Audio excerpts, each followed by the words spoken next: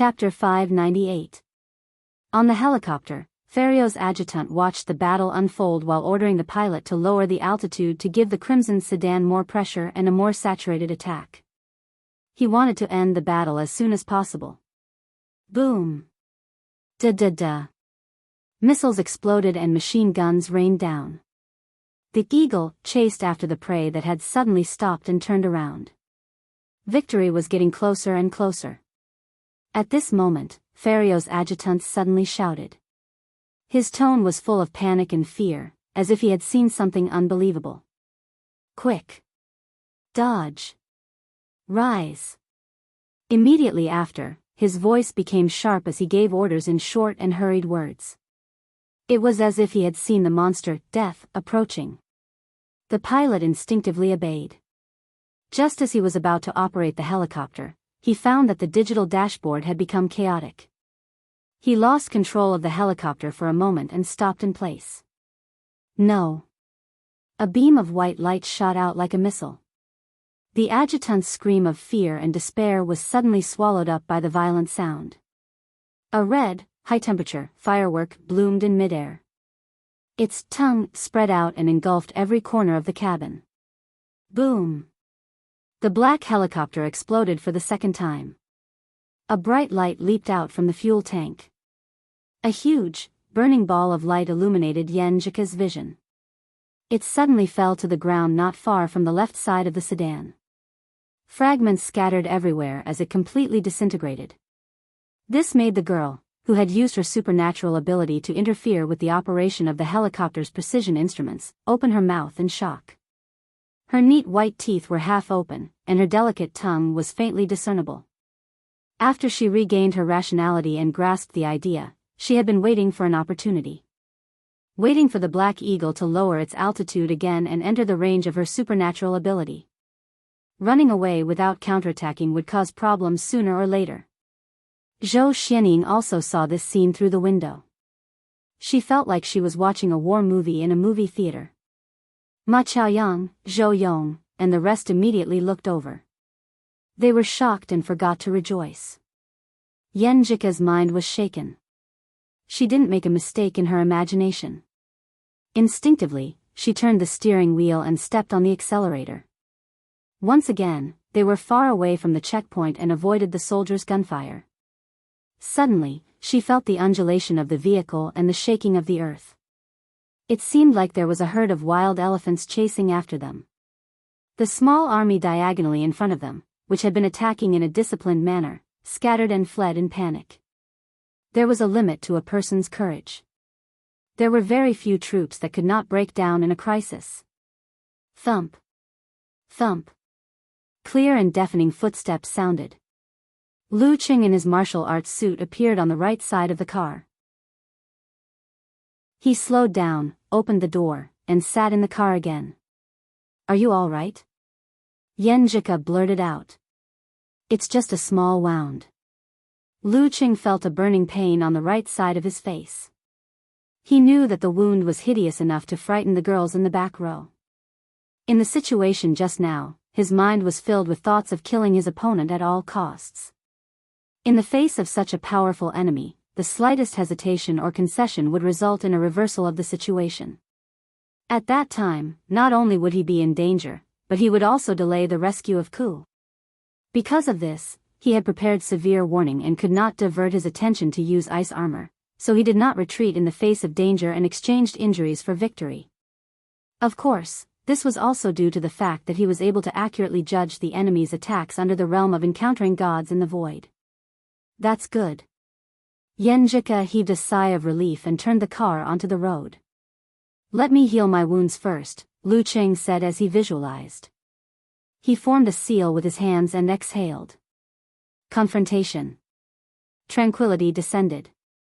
Mysteriously, Lu Cheng's blood flowed into his right fist again, nourishing the withered muscles. Under the frenzied metabolism, it slowly but surely healed itself. However, after shaking off the black liquid, the corroded right side of his face healed rather slowly. It even caused him to feel feverish on his forehead and slight dizziness in his head. Poison. A very strange poison. The thought flashed through Lu Cheng's mind as he made up his mind. He quickly made a forced concentration and gathered ice, fire, mind, qi, blood, and poison in his lower abdomen. A starry sky appeared, rotating and balancing. He placed his consciousness at the apex of the universe. Relying on his superior control, he gathered the poison bit by bit, sending it through the absolute cold darkness. Slowly, it showed signs of freezing and deactivation.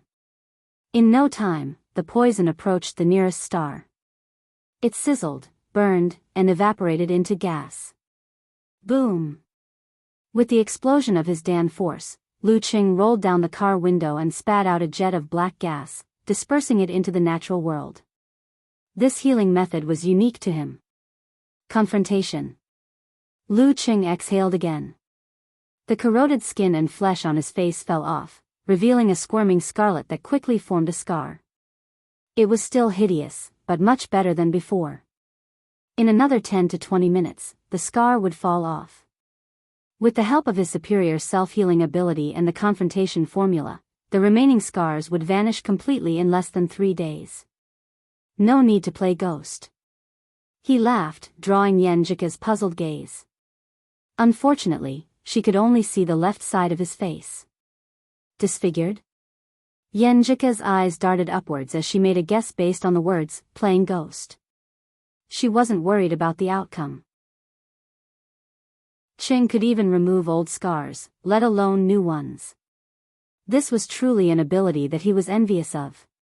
It was a pity that it required the realm of all-seeing God and the confrontation formula. In a moment of desperation, Lu Cheng answered succinctly. With that, he looked at the road ahead, at the occasional abandoned car by the roadside due to forgetting to refuel. He sighed softly. I thought an opponent like that could force me to make a breakthrough. Unfortunately, all it did was add some experience to the death match. In the back row, Zhou Yong, Ma Chaoyang, and the rest fell silent. They weren't martial arts enthusiasts, so they couldn't tell Ferrio's level of strength. However, they had a deep understanding of how terrifying a fully equipped armed helicopter was from television, daily life, and the experience of being hunted down. One could only imagine how terrifying someone who could destroy such a thing so effortlessly was.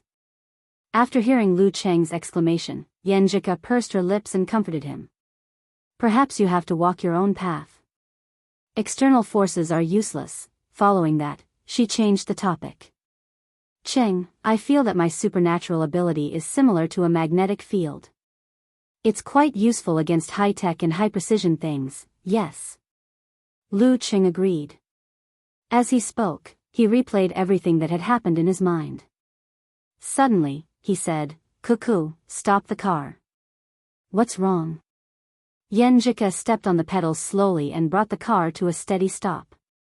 And Mighty One close to physical invulnerability attacked us out of the blue. This is very strange. I'm afraid there will be more trouble in the future. Lu Cheng couldn't understand why someone would come after him when he had already reported the situation to the military. Was it a misunderstanding, a chance encounter, or something else? To prevent the worst from happening, he made a prompt decision. He turned to Ma Chaoyang, Zhou Yong, and the rest and said, My girlfriend and I seem to have become targets. You guys will be in more danger if you follow us. Why don't we split up now? You guys switch to another car and drive to Kukang. Now that there are refugees everywhere, you won't stand out if you blend in with them. When you get there, you won't enter the city, but you'll pass through the checkpoints. Follow the route I'll give you later. What about you guys? Zhou Yong and Ma Chaoyang asked in unison. We'll walk in the wilderness and over the mountains. This way, we'll be more mobile and less likely to be discovered. Lu Cheng only described the method and didn't mention the actual destination. Thinking of the running ability they had shown, Li Xiaoyun and the rest fell silent. Then, they recalled the terrifying rocket attack and felt that it might be better to split up. Hence, they nodded and thanked him. Lu Cheng immediately asked his wife to turn the car around and drive back to Bori Town. He found a car that had lost its owner and had a key.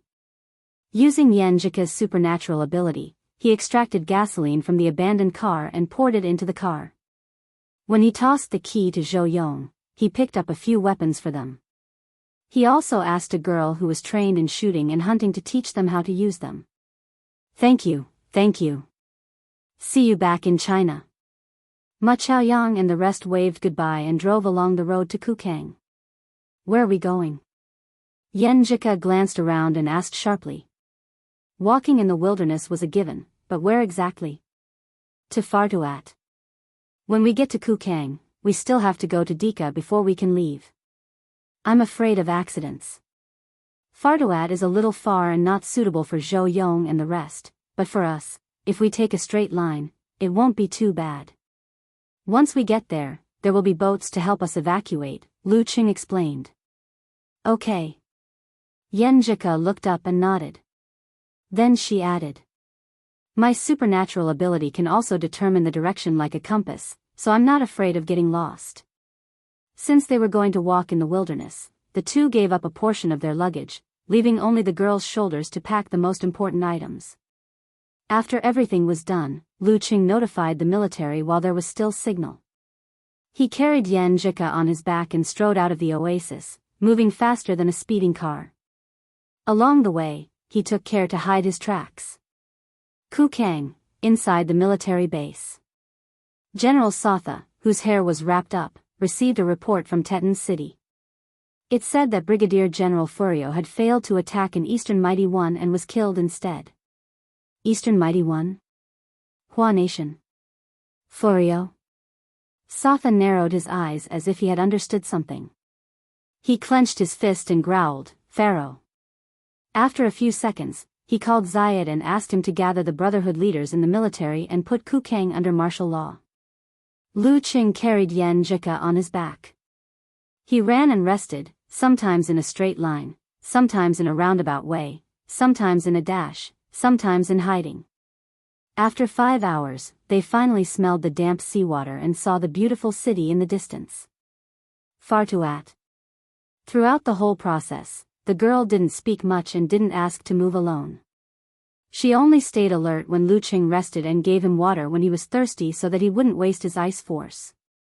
Every time she thought of hiding in the shadows of the sand dunes, watching out for each other, their bodies pressed against each other, she felt that there was no need for words. Their hearts were connected. Few were almost liberated. Lu Qing looked at the city and laughed. Yan Zhika pursed her lips, revealing her dimples. It wasn't easy. After sighing, she tilted her head slightly and smiled sweetly. Qing, I have good news for you. What? Lu Qing asked in confusion. Ku has been on my back all this time and there was no signal. What good news could there be? After today's training, I feel like I can complete force concentration now. Yan Zhika raised her chin and announced proudly and expectantly. This would help Qing perfect his martial arts and find the path to physical invulnerability. This was something he had been waiting for a long time. P.S. Allergic dermatitis, patches of it on your body. Sigh. Chapter 599. Surprised and delighted, Lu Qing blurted out, Really? His reaction made Yan Zhika feel very proud. She slightly tilted her head and snorted with her eyes twinkling. You still don't believe me? That's because I thought you would need at least 6 or 7 more days of training. Lu Qing didn't hide his surprise and delight. Heh, you underestimate me. Yan Zhika chuckled and then said thoughtfully, When I'm on the brink of death, my body and soul seem to be connected and become one. However, I still prefer a stable and peaceful life. Me too. We're not afraid of accidents, but we don't want to encounter them either. Lu Qing chimed in. Yan Zhika hid in the shadow of a sand dune. She looked at the scorching sun hanging high in the sky and said eagerly, Shall I show you now or wait until we're in the city? Let's do it now, Lu Qing replied after some thought. Due to the interruption of communication, he didn't know much about the situation in the port city of Fartuat. He needed to rest and recover his strength to deal with any accidents. Since that was the case, he might as well take the opportunity to experience the changes in Yenjika's first dan of equilibrium and find the key to merging martial arts and cultivation. There might be surprises. Okay. Yenjika nodded solemnly. She drank the last mouthful of water and tossed the bottle aside. She got into her stance and visualized the confrontation formula. She reined in her body and mind and adjusted her spirit. Immediately after, Yenjika retracted her chi, blood, body force, and earth force, condensing them into a ball that spun wildly. Her willpower was like a millstone, constantly squeezing this small ball and shrinking it rapidly until it reached a certain limit. At this moment, she guided her spirit and caused the big dan to collapse and form a balance. The earth force was the star, and the chi force was the darkness. Lu Cheng, who had already formed the ice mirror and placed his palm on Yenjika's shoulder, suddenly felt that the big dan of the human body at equilibrium was guiding the vibrations in her head. It created a miraculous and temporary resonance with the surroundings and the blue sky above. Resonance. A bolt of lightning flashed through the fog in Lu Cheng's mind, illuminating all the darkness and fuzziness. He found the commonality between the different cultivation methods and understood the point of blending cultivation and martial arts. Yes, resonance. The resonance between the human body and nature. Just like in the ordinary dan stage, the effect of force depended on the special waves produced by the body to create different effects. Physical invulnerability meant that one's body, mind, and spirit were integrated as one, resonating with the outside world and heaven and earth, creating a direct connection. Regardless of whether it was the prayer asceticism of the mission sect, the mass ceremony, or the depraved actions of the spirit cultivators that broke the fixed pattern, they were all for the sake of removing the shackles of the soul, guiding the changes in the spirit, and triggering a special frequency that would gradually strengthen and obtain feedback. Their purpose was to establish a connection with the heavenly master, the devil, and their own spirit, and to establish a channel. Judging from Ku's progress just now, this kind of resonance was not only related to the formation of the dan in equilibrium, but also involved the ethereal and indescribable spirit.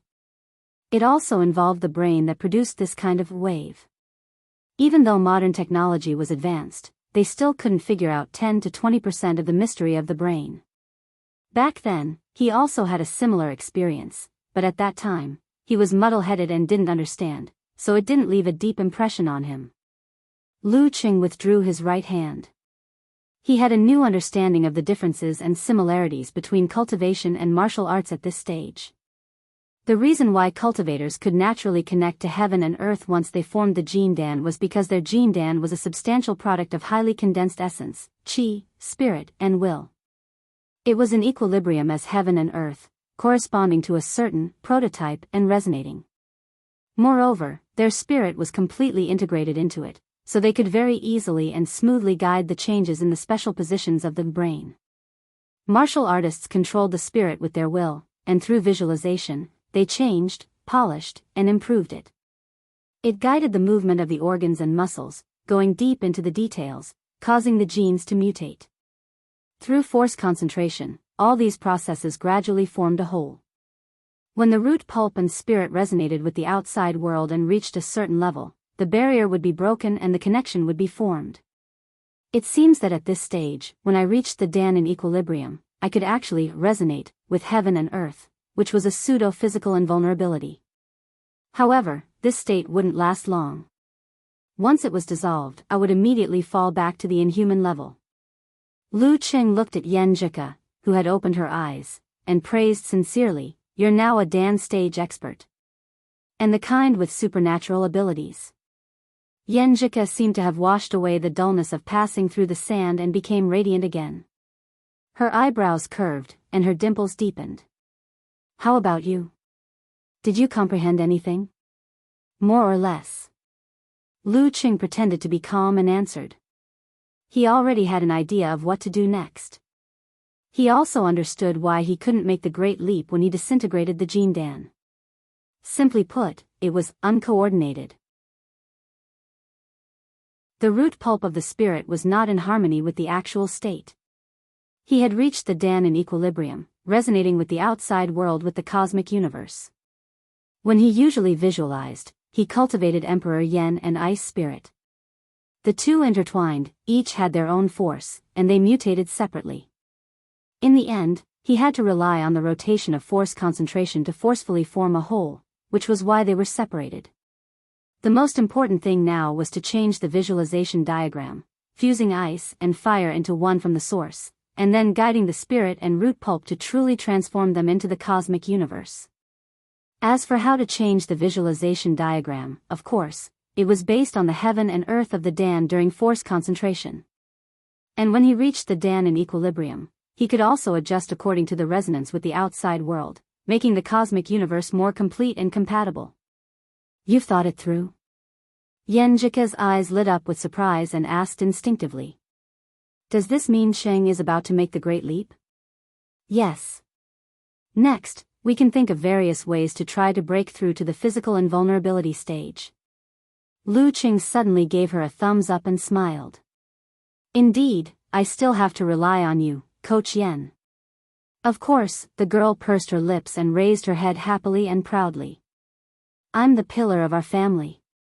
Lu Qing calmed down and thought carefully for a while. He had a clear understanding of the conditions for a martial artist to reach the physical invulnerability stage. First, the strength of the body had to reach a certain standard due to the mutation of the root pulp and the cultivation of the body. Connecting with the heaven and earth was like walking in the universe, full of danger. How could one do it without a qualified, protective suit? Second, the spirit and root pulp had to resonate with the outside world, and the intensity was not low. This was the basic condition for a breakthrough. Third, the realm of all-seeing God, or super-strong innate talent. Without these, one would not be able to control the minute details of the body and establish a connection with the outside world. And with it, the second condition could be twice the result with half the effort, 3 times, 4 times, 5 times. Fourth, a strong willpower. This was the key to breaking through the final barrier.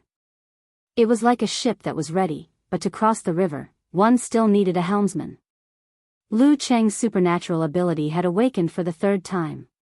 His physical strength had long surpassed the standard, and he already had the 3rd condition. Now, he only needed to change the visualization, adjust the minute details, and achieve resonance. When that time came, everything would be ready, except for the east wind. These conditions, other than all-seeing God, were all part of the grinding process. Therefore, the earlier one reached the high pin, the more time one had to train, and the easier it would be for them to reach the physical invulnerability stage. It was no wonder that many inhumans would enter the war-torn zones for real practical training. The stimulation between life and death could indeed strengthen one's willpower and help them take the final step. Of course, the breakthrough was a process, not a node. Even if one broke through the barrier at the last moment, it would still take 10 to 20 days to connect with the heaven and earth, adjust according to the feedback, and establish a solid connection. Only when all this was done would one be a true physical invulnerability mighty one. Thinking of this, Lu Qing smiled and said to Yenjika, "Help me watch. I'll give it a try." Okay. The new Danshi expert, Cuckoo, was eager to try and keep a lookout for her surroundings. Lu Qing stood in a still stance, gathered his qi and blood in his dantian, and let the universe of darkness and stars take shape and rotate slowly. This time, he didn't do things like writing the 9 words formula. Instead, he raised his willpower, messed up his mind, and let it spread throughout the dantian. The universe inhaled and exhaled, and the stars moved naturally. In that feeling of silence, Lu Qing felt as though he was truly standing outside the atmosphere, in the cold and dangerous darkness. The blazing sun in the distance breathed and expanded with the same rhythm, as though it had a subtle connection with him. Comprehending the resonance and the charm, Lu Qing only ended the Dan concentration realm after a few minutes. His force gushed out of him. He activated the confrontation formula, cleared his mind, and started visualizing again. This time, he wasn't visualizing Emperor Yen or Ice Spirit, but a combination of the two. The former was the star, heavy and scorching, while the latter was the void, cold and dark. They guided each other, transformed each other, rotated, and balanced. It was in line with the miniature universe after Lu Cheng's force concentration. After repeated attempts, Lu Cheng finally completed this new visualization with reference when he was in a state of exhaustion.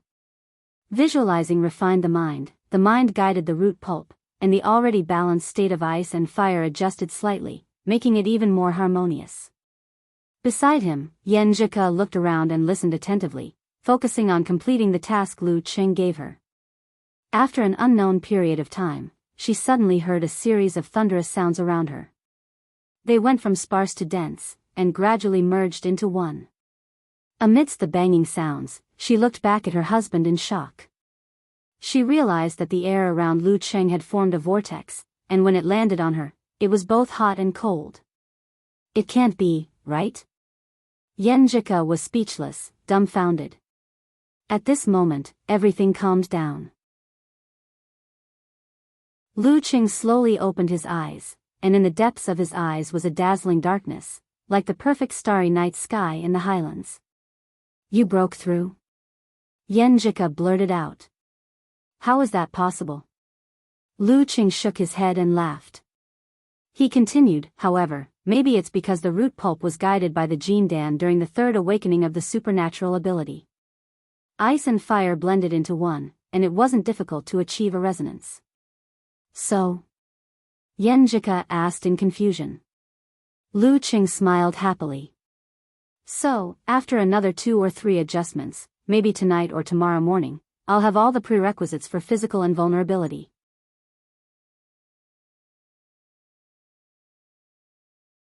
Chapter 600. I see. Hearing Lu Cheng's announcement, Yan Zhika was both excited and excited. Then she looked up and asked thoughtfully, then, are we going to seek breakthroughs with the help of life and death battles? Before Lu Cheng could answer, he turned his ear and pulled her to the most hidden spot of the sand dune. 20 seconds later, a few figures flitted past, stirring up a gust of sand as they headed for the port city of Fartuat. They're pretty strong.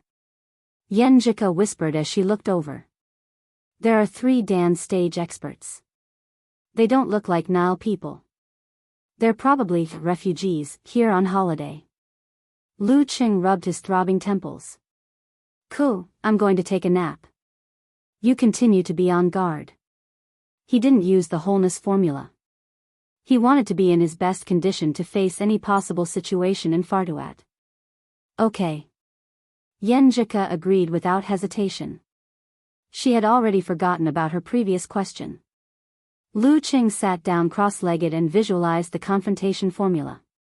He cleared his mind and quickly fell into a deep, dreamless sleep.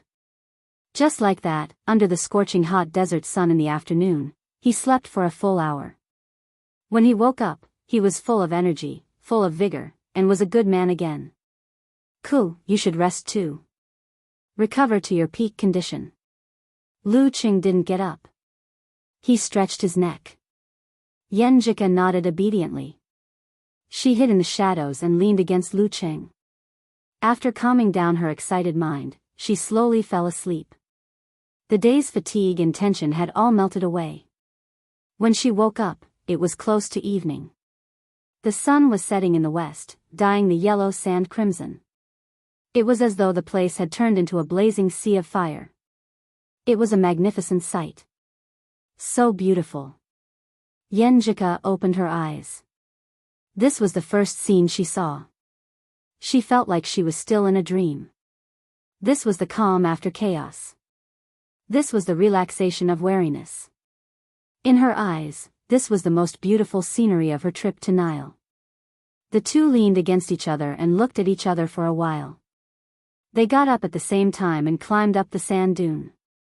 They looked at Fartuat again and saw that the lights of the port city were already lit up. The power hasn't been cut off yet. This means that even if there's chaos, it's only in certain areas. The overall situation is still orderly, Yan Zhika said logically. Let's go. Lu Cheng smiled and squatted down. The girl leaned over and asked curiously. Cheng, what's the difference between your path of martial arts and cultivation? She had been pondering about this matter before. To be more precise, it's a combination of martial arts and cultivation. My final breakthrough will be more like martial arts. With the help of Dan Equilibrium, I'll be able to resonate with the outside world in advance and establish a connection between my brain, spirit, and root pulp. The final step will still be the path of martial arts, but slightly different in details. Lu Qing pondered as he rushed down the sand dune and headed for his destination like a hurricane. Strangely enough, his words were not affected in the slightest by the violent wind. Yenjika lowered her body and whispered in his ear, "So you're the one who opened up a new path in the martial Tao?" "You can say that." Lu Qing hesitated but decided not to be modest. "Opening up your own path and expanding your martial arts, our Qing is now a true Grandmaster." Yenjika's eyes sparkled as she praised him proudly. "Let's wait until I've truly reached the physical invulnerability stage before saying that." Lu Qing shook his head and laughed. He changed the topic thoughtfully. "Speaking of which, the breakthrough to physical invulnerability involves the brain. Does that mean I have to master this aspect completely before I can advance to the forbidden territory?" "Perhaps." Yenjika didn't know much about this. She sighed. "Since it involves the brain, it's no wonder there's a saying that if you don't reach physical invulnerability by the age of 30, you'll never be able to reach it. A martial artist who can break through this limitation must have a strong and determined heart. Before reaching the forbidden territory, due to the complexity of the brain, even if an adult in his 30s looked energetic and was still growing, and his body showed signs of continuing to grow stronger, his plasticity in all aspects would begin to decrease. The changes to the essence of the mind from cultivation would gradually become negligible. If he couldn't resonate with the outside world now, it would be almost impossible for him to do so in the future." "Yeah." Lu Qing sighed when he thought of his brother-in-law, Little Ming, and the people who were struggling to advance on this path. The couple didn't chat further. They ran past a few sand dunes and stepped onto the road, nearing Fartuat. 10 minutes later, Lu Qing carried Yenjika on his back and entered the port city by taking the wrong route. They circled around the chaotic areas where gunshots rang out.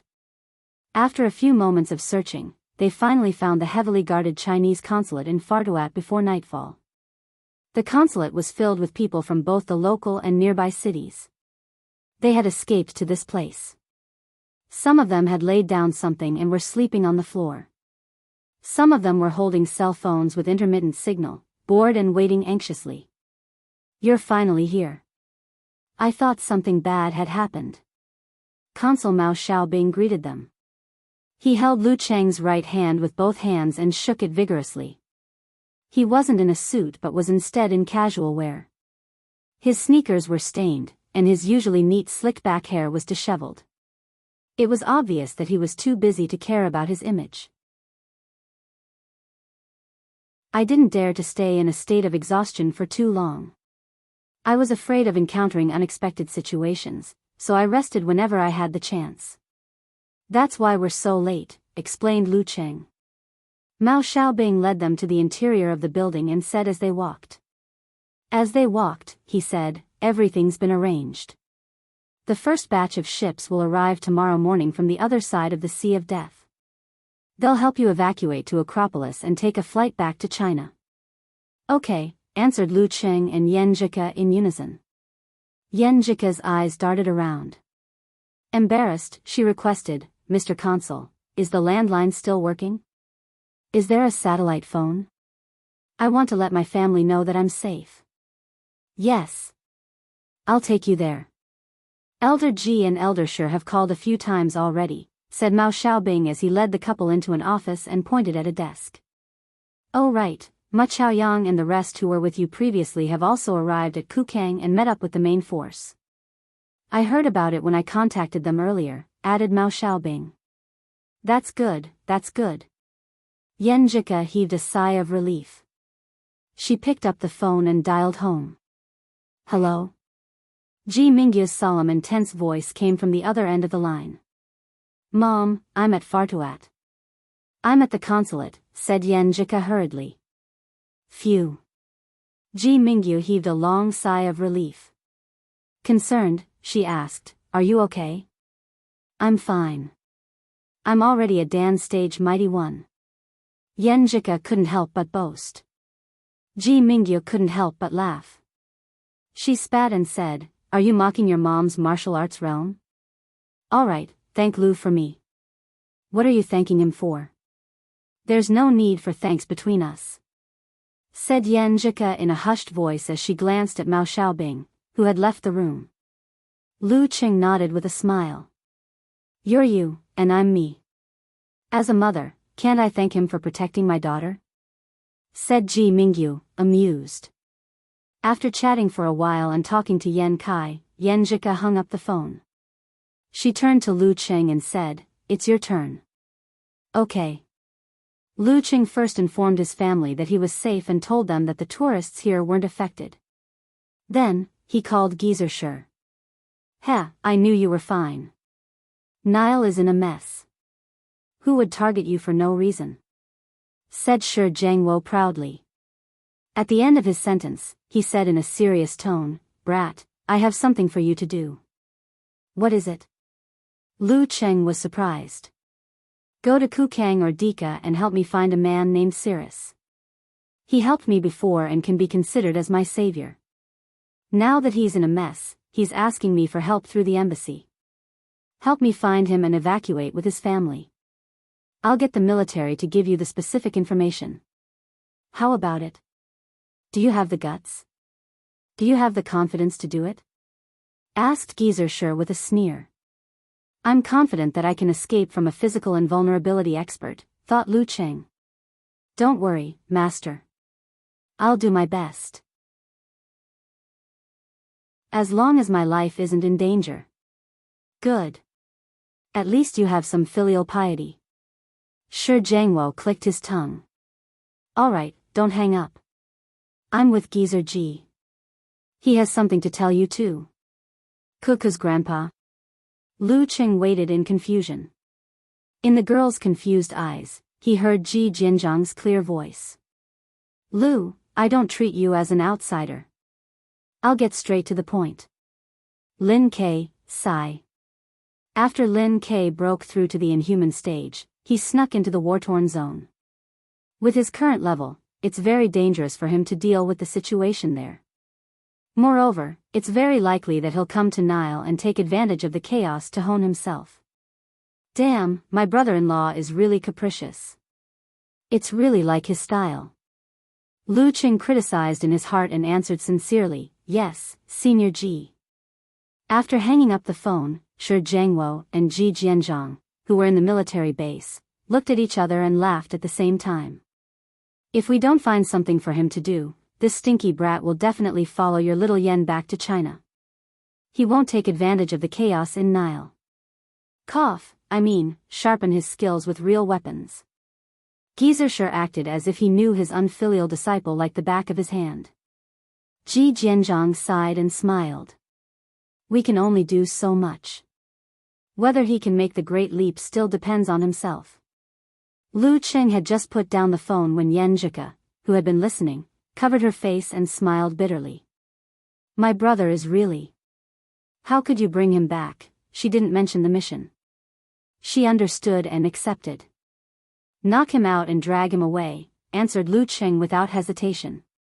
At this moment, Mao Xiaobing knocked on the door and entered. He smiled and said, "I'll bring you to meet someone." "Who is it?" asked Lu Qing, hiding his confusion. "You know each other." Mao Xiaobing smiled and turned to leave. Lu Qing and Yan Zhika followed with a confused look. When they reached the second floor, he pushed open the door of the small meeting room and revealed a figure inside. It was Peng Liyun, wearing a blue martial arts suit, with short hair, looking fresh and clean.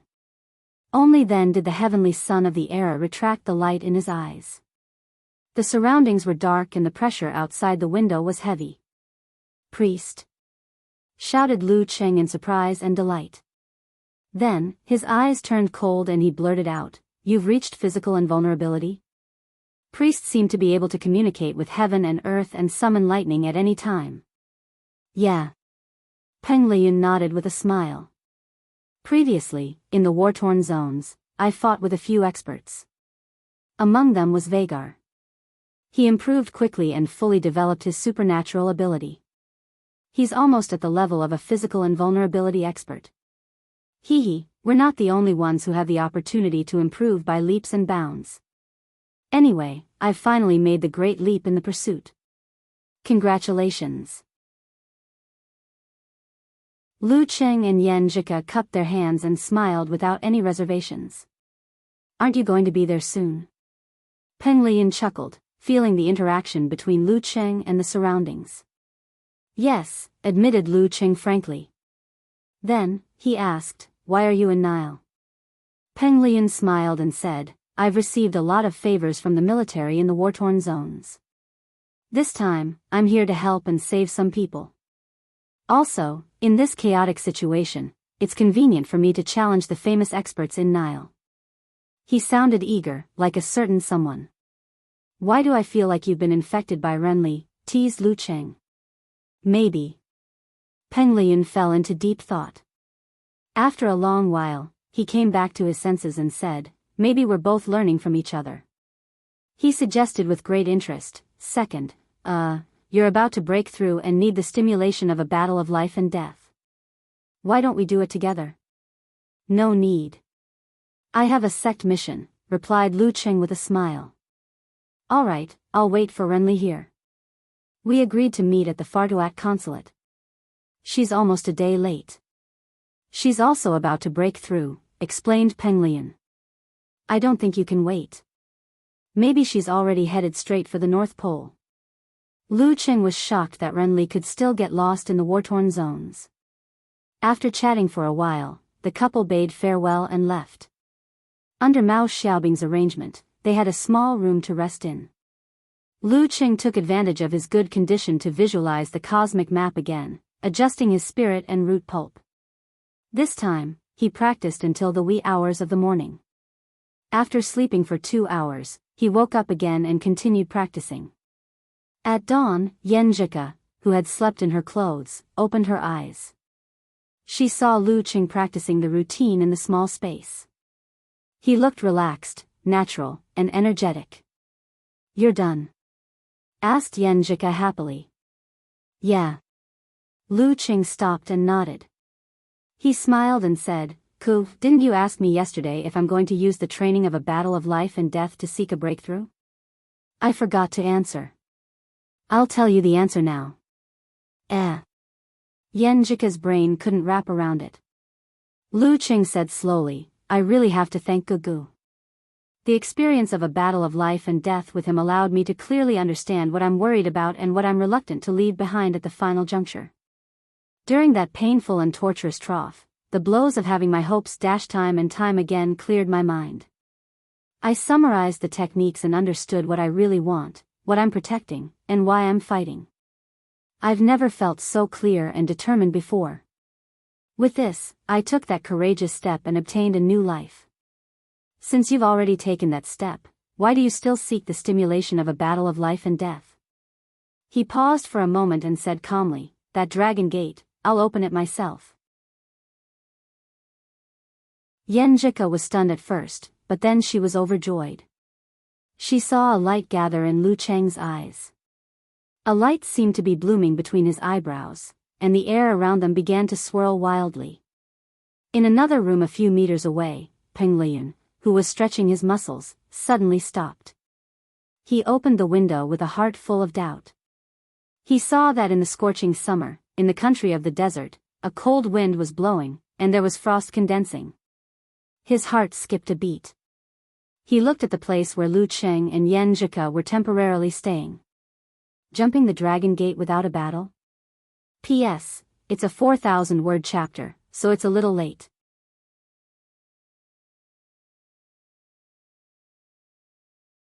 Chapter 601. The invisible barrier was tough and sturdy. It was both an instinctive protection of the body and a shackle formed by past knowledge. Without a strong will and clear grasp, there was no way to break it. However, with a single thought from Lu Cheng, it had already collapsed. It was torn to pieces by the resonance of his surging spirit and all his root pulps. At this moment, Lu Cheng was like a newborn baby exposed to the scorching sun and exposed to the bone-piercing cold. Every part of his body became fragile and felt unbearable. He was on the verge of collapsing. However, his body that had been tempered and polished was only slightly damaged. It healed quickly and successfully past the adaptation period. Thump. Thump. Thump. Lu Qing felt his pituitary gland, ethereal spirit, and root pulps beating at the same time. They contracted and expanded according to their usual visualization characteristics. The rhythm was shocking. Thump. Thump. Thump. The void around him vibrated as if echoing his words. At that moment, in Lu Cheng's senses, the world around him had already changed. The starry sky seemed to be pulled in front of him. Darkness enveloped everything. Only the bright and scorching sun embellished the curtain and warmed the small area that belonged to him. This was both an illusion and the reflection of the universe on the planet. It surfaced due to the resonance. Thump. Thump. Thump. Thump. Lu Cheng's pervasive spirit and every root pulps turned into an independent, balanced, and rotating universe. They were in line with the illusion and slowly established a subtle connection. All the pores on his body opened up and he began to breathe. When he breathed in, wind and air surged. When he breathed out, cold and hot intertwined. Often, there was a shadow mixed with a faint flame. Yenjika stood at the side and watched this scene in a daze. It was like watching fireflies dance in the dark when she was young. However, the touch on her skin was sometimes cold and sometimes hot. The interior of the room turned dark. White frost condensed and snowflakes drifted. Against their backdrop, little bits of light melted the surroundings and existed in harmony and balance. So beautiful. This is the external connection between heaven and earth. Yenjika murmured in a daze. She controlled her muscles to vibrate slightly and bounce off the small things that landed on her skin. In the consulate, the people sleeping in the lobby and corridors suddenly shivered as they felt the arrival of the north wind. They opened their eyes blankly and saw white snow falling, highlighting their most beautiful appearance. You must be dreaming. People whispered to themselves. In reality, it should be August. It should be an oasis surrounded by deserts. It's true, it's true. Someone reached out and caught a snowflake, feeling the cold wetness. At this moment, rays of light soared up, as if countless clones of the noon sun had split out, illuminating the early morning consulate, bringing warmth to many creatures shivering in the cold wind. However, this did not affect Bei Feng in the slightest, nor did it affect the dance of the snow fairies. It was as if they had long since divided the territory. However, the borders were so blurry, and the process was gradual. Everyone stared blankly. They felt that their hearts were shocked by this fantastic scenery, but they were also filled with doubt and puzzlement. When it snows in June, there must be great injustice. Then what does it mean when it snows in August? Physical invulnerability. A fight between physical invulnerability experts, exclaimed the man, who had been watching top-class professional matches all year round, in shock. It was difficult for a fight of this level to not affect the surroundings. Who knew when the consulate building would collapse? Yes, physical invulnerability experts. Many people came to their senses and agreed. They wanted to run out but were afraid of being caught in the crossfire. Just as fear was spreading rapidly, the light dimmed, and the north wind weakened. Everything disappeared quickly, and the environment reverted back to 6 a.m. Dawn broke, and darkness fell. Peng Liyun stood by the window in a daze. His thoughts drifted to who knows where. After a long time, his eyes rekindled and he sighed. His previous encounters and circumstances had become his valuable assets. Misfortune may be a blessing in disguise. Lu Qing slowly opened his eyes. All the illusions had faded, and he saw that the room was small, with only one bed and one chair. He saw the beautiful girl looking at him with her bright eyes. This was reality. How was it? Asked Yenjika expectantly, holding back her joy. Not bad. Lu Qing held himself back and smiled. The dragon gate had been leaped. All that was left was the process. At 9 a.m, at Fartuat port. Ships approached one after another, covering the sea. They all waved the Chinese flag, which was greeted with cheers. Lu Qing bade farewell to Peng Liyun and accompanied Yan Zhika on the departing passenger ship. 2 hours later, they arrived at the ancient Acropolis. Shushan's study had already arranged a flight for the girl back home. It was a military flight. At the entrance of the airport, the couple stuck together for a while. Yan Zhika pursed her lips and smiled. She waved her hand and said, "Go on. I'll be more assured if you complete the mission now. I always do my best without harming myself." Lu Qing smiled as he watched his wife leave. He took out his phone and called his master. "Hey, brat. Did you send Yan Zhika to a safe place?" asked Geyser leisurely.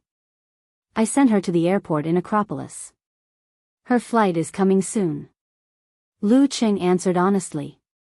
He then said, "Master, I have something to report to you."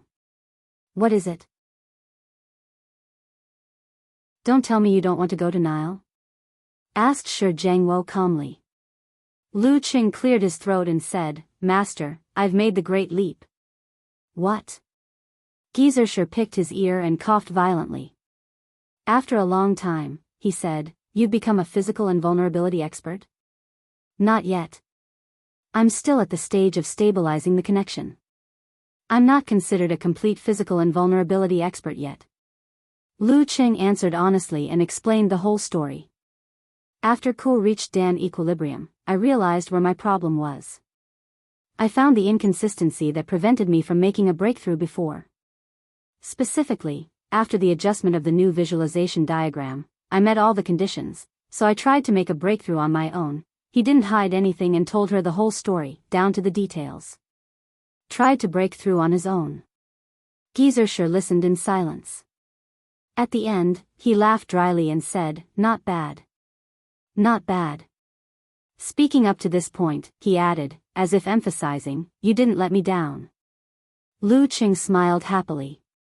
He didn't say anything else and asked about the matter at hand. "Master, have you handed the information on Cirrus to the military? Is it okay if I contact them using the original method?" "Yes." "No," answered Geyser blankly. "That's good. I'll look for them right away." Lu Qing hung up. Beep, beep, beep. Hearing the remaining sound, Geyser was stunned for a full 5 seconds. He then drank a mouthful of wine and said, "You broke through just like that?" With his hands behind his back, he paced back and forth and fell into a dilemma. "I have to tell Geyser G. Forget it. How do I tell him? I don't even know where to put my old face. That rascal. Geyser G will find out sooner or later. I won't tell him." After contacting the military and receiving the information, Lu Qing flipped through it seriously and got a general idea of the situation. Cirrus was a Nile mighty one in his 40s or 50s. He hadn't reached demigod and usually lived in Dika. On the night of the chaos, he took the initiative to contact the Chinese embassy and provided many secrets. With his strength, it wouldn't be a problem for him to evacuate from Nile if he wasn't targeted by experts. His core request was for follow-up protection. After some discussion, the military agreed. After that, Cirrus went to Cukhang in the middle of the night. He wanted to bring his son and family who were living there with him. However, he didn't return and couldn't be contacted. "Looks like I have to go to Cukhang first." Lu Qing sat in the room of the passenger ship headed for Fartuat. He closed his eyes and communicated with the heavens and earth, stabilizing the connection bit by bit. Around him, the sun was dim and the shadows were as dark as night. Occasionally, there would be bright flashes. In a building in Cukhang, Constantine, dressed in a black tuxedo, looked in the direction of the military base. He raised a glass of blood-red wine and said, "Satha has already sensed that something is amiss. The security is tight." As he spoke, his dark red cape fluttered lightly as if it had a life of its own. To Constantine's left, a mummy wrapped in bandages with only a beard on his head answered calmly, "We will have help." Constantine took a sip of wine and said thoughtfully, "Wouldn't it be too obvious if the Brotherhood's leaders, the pharaoh's opponents died one by one? Those who died seemed to be loyal to the pharaoh. The mummy gave him a look that said, "You don't have to worry." "All right. Anyway, I have to drink a mouthful of Sothola's blood," said Constantine with a nonchalant smile. The mummy waited for help and said casually, "From the information we received from the intelligence agency, Peng, one of the Chinese heavenly sons of the era, has become a demigod." So fast. Constantine was stunned at first. Then, he chuckled with intoxicated eyes. A terrifying heavenly son of the era. His blood must be delicious and worth tasting.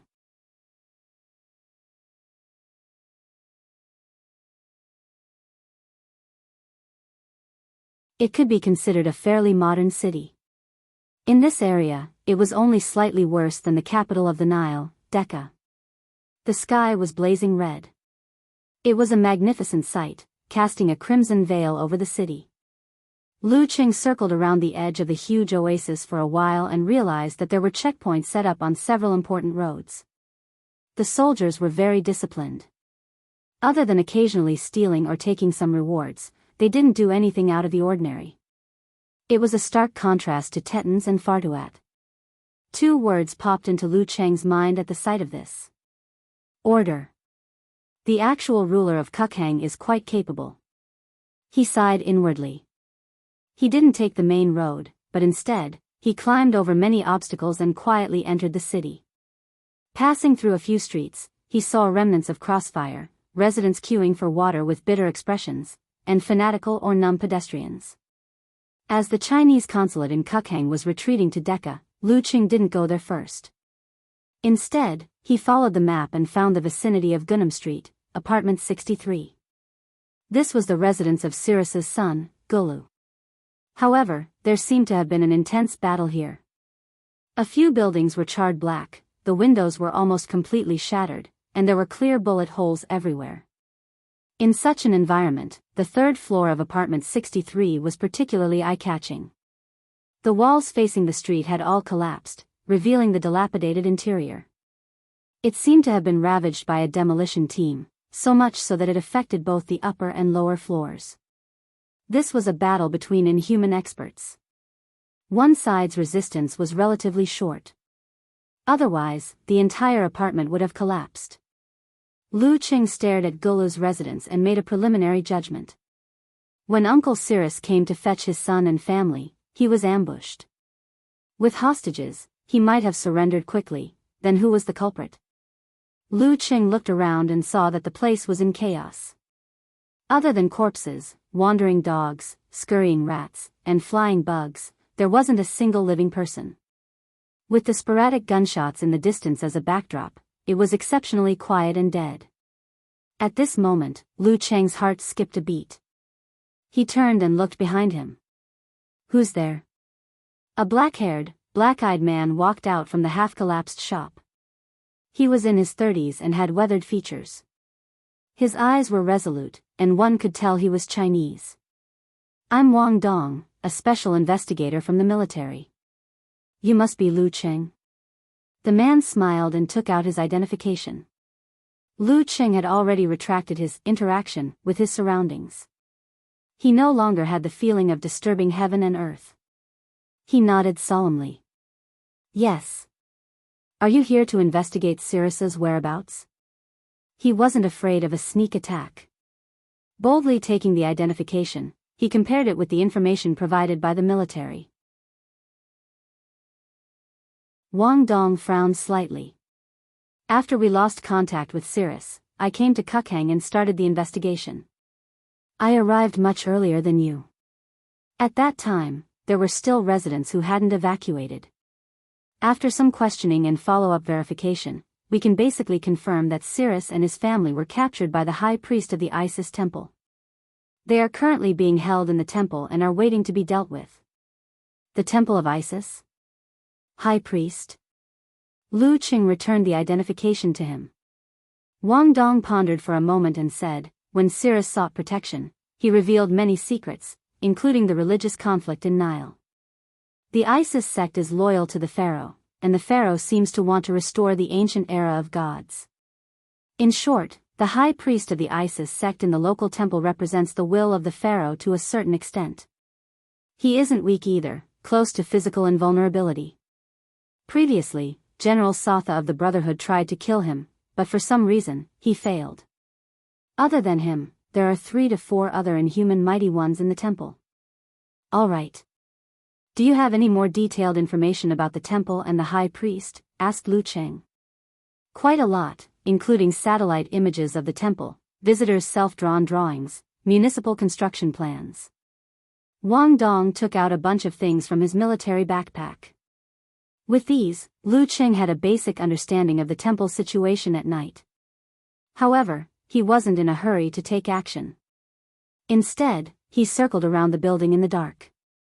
As though there was an opening in between his eyebrows, his spirit transformed into an invisible hand that extended to cover a 10-meter radius.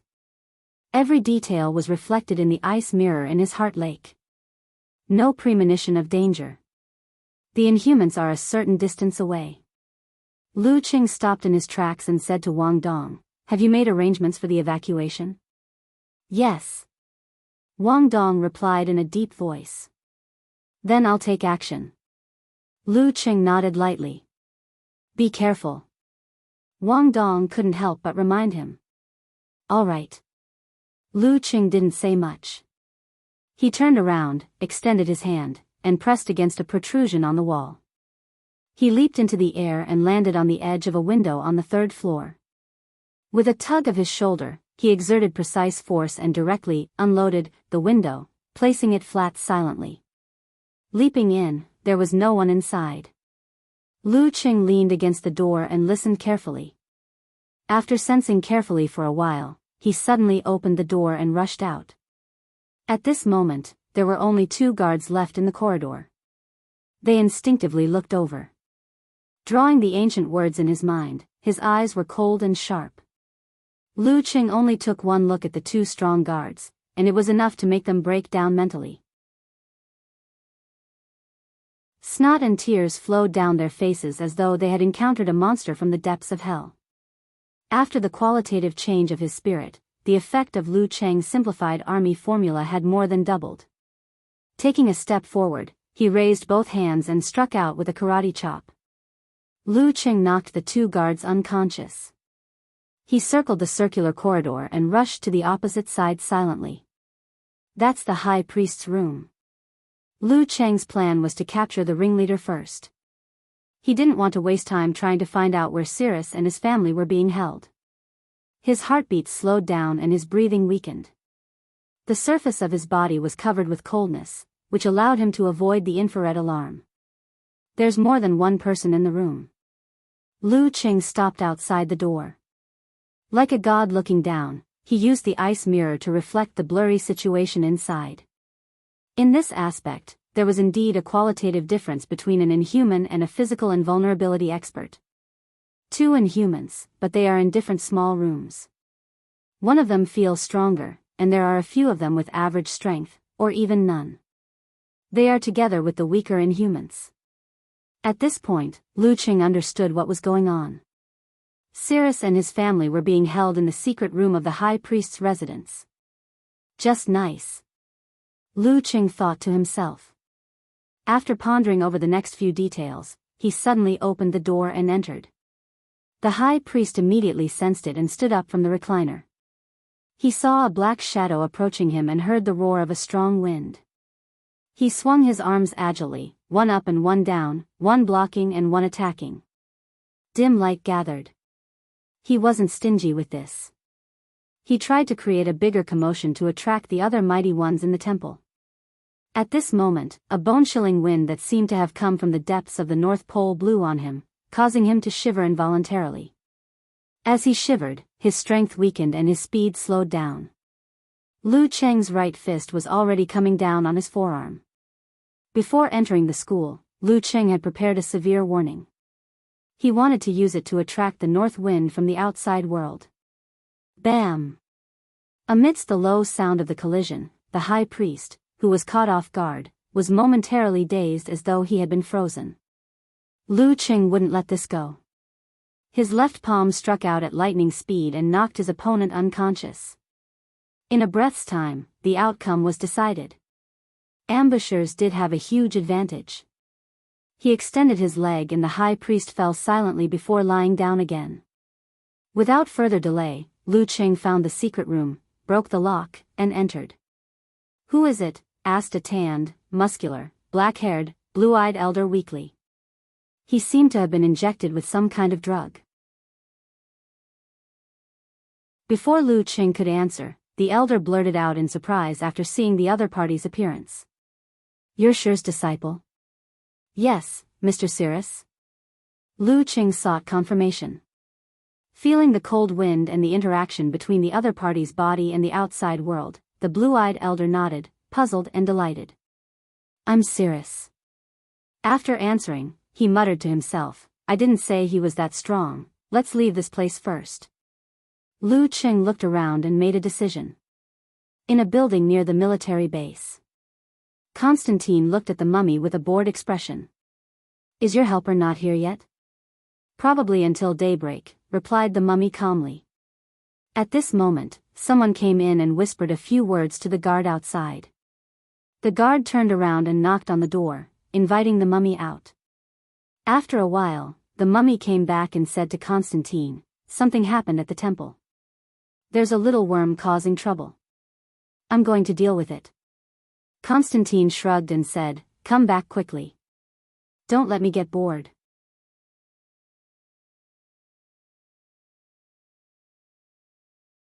Chapter 603. In the Isis temple, Lu Qing and the rest had just walked out of the secret chamber when Cirrus looked around and saw the high priest lying unconscious on the recliner. He didn't say much and walked weakly at the back of the group. When he passed by the lounge chair, he suddenly squatted down and leaned against it. Gathering all his remaining strength, he smashed his elbow into the high priest's neck, breaking his throat and breaking his cervical vertebrae. Without a sound, he went to meet Mother Earth. This turn of events was out of Lu Cheng's expectations. He looked over in shock and blurted out, "Mr. Cirrus?" In order to prevent the high priest from waking up and causing any accidents, he had used the reflector to monitor the surroundings. He didn't expect Cirrus to suddenly attack and it was too late to stop him. Cirrus supported himself on the armrest and stood up while panting. He revealed a smile and said, "If he's alive, he'll expose us. You don't want to have 2, 3, or even a few demigods chasing after you, right?" "Of course. Kukang definitely doesn't have that many experts. I'm just giving an extreme example." His son and daughter-in-law were extremely frightened. They each covered the mouth of a child to prevent them from screaming uncontrollably. Lu Qing thought for a few seconds and nodded thoughtfully. He turned around and led Cirrus and his family back the way they came. From the place where the window was removed, he threw them one by one. Special Investigator Wang Dong caught them one by one. The entire process was carried out silently and didn't disturb the stray dogs and cats nearby. In the end, Lu Qing created a vibration and sent a voice transmission to his companions, "You guys leave first. I'll take care of the aftermath. We'll meet at the predetermined location." "What aftermath?" Wang Dong was confused, but his professionalism didn't allow him to delay. He led Cirrus and his family away and disappeared into the night. Lu Qing turned around and snuck into the high priest's room again. Due to the privacy of the higher-ups, there were only surveillance devices in the secret chamber. This time, he used his fists and legs to control his muscles, fascia, and force. He used the friction between them and the air to counteract the sound of his body shattering the tables and chairs, cracking the walls, and burning the floor. If there was an outsider here, he would definitely be horrified. It was as if Lu Qing was fighting a silent battle with an invisible ghost. Everything was like a silent color film at the beginning of the last century. Such control was extremely demanding, and Lu Qing didn't have the supernatural ability of sonic wave. If it weren't for the qualitative change in his mind and the improvement in his realm of all-seeing God, he definitely wouldn't have been able to complete such a feat. Even so, he had no choice but to slow down his movements to ensure precision. In the end, he was sweating profusely. After a little looting, he filled a luggage bag with gold and jewels. They all had the unique charm of the Nile, and there was no lack of antiques among them. When he was done, Lu Qing left the high priest's room with his back bowed and back bent. He circled the circular corridor like a ghost and returned to his original spot. He leaped down from the third floor, which had lost its window. He retracted his chi and blood in midair, adjusted his strength, and landed steadily and silently. Like a civet cat, he blended into the darkness. A few minutes later, the patrolling guards discovered their comrade who had fainted. They then noticed the abnormality in the high priest's residence. Another 15 minutes later, Lu Qing saw Wang Dong, Cirrus, and a few others in a parking lot in the north of Kukang. The engine of a modified SUV was still running, and it was ready to leave. "Why are you going back?" Wang Dong asked in a seemingly casual manner. "Thanks to Senior Cirrus's teachings, I've learned a lot. I'm going back to leave some evidence for them." Lu Qing smiled and sighed. He glanced at Cirrus and replied in Hua Nation. "Evidence?" Wang Dong was half puzzled and half guessing. "Are you trying to mislead the possible pursuers?" "Yes. Let's first assume that there are experts at the temple who are adept at tracking." "It's better to be prepared," explained Lu Qing. Wang Dong nodded thoughtfully. He turned around and opened the door to the driver's seat. "Let's talk on the way." At the temple, the mummy rushed to the high priest's room and observed the scene.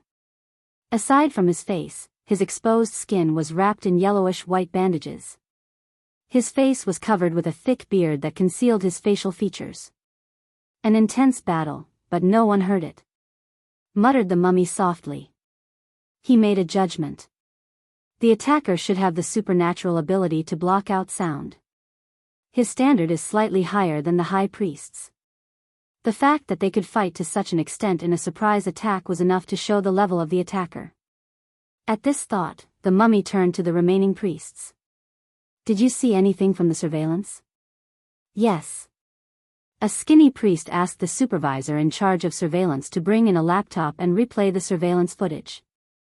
There was footage of Lu Qing jumping to the third floor and dismantling the window. There was footage of him attacking two guards and knocking them unconscious. There was footage of him returning and collecting a group of loot bags.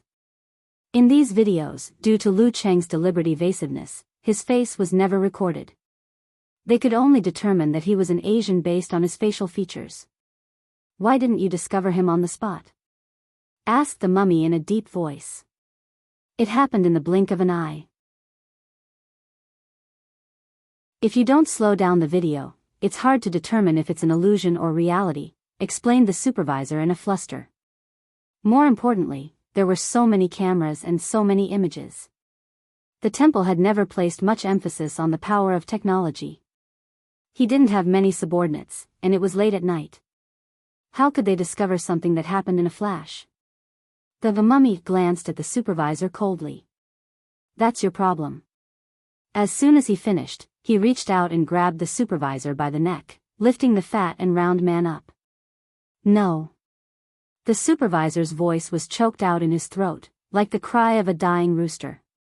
His hands and feet struggled a few times, but they quickly lost their strength.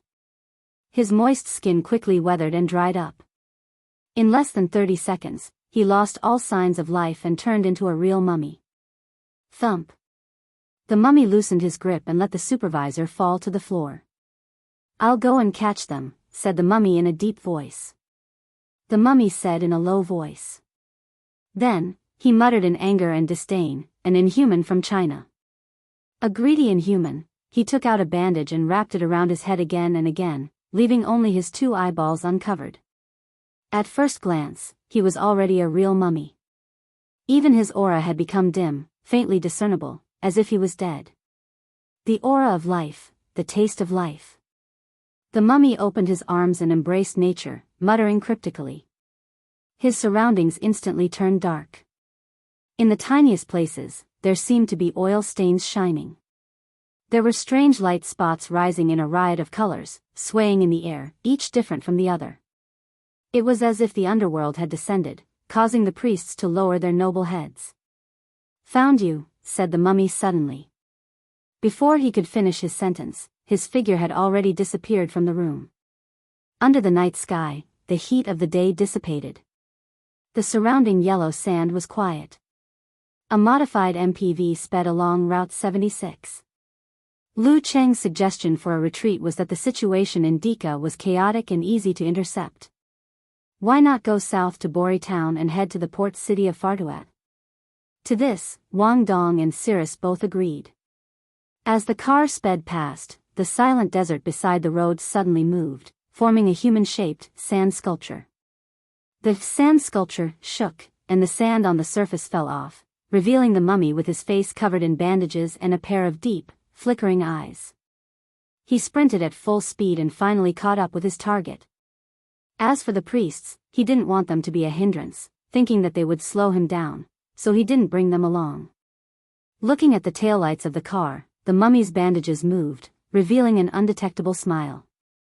"Humph," he said softly, then sank back into the yellow sand. In the MPV, Cirrus couldn't help but praise after hearing what Lu Cheng had done. Not bad.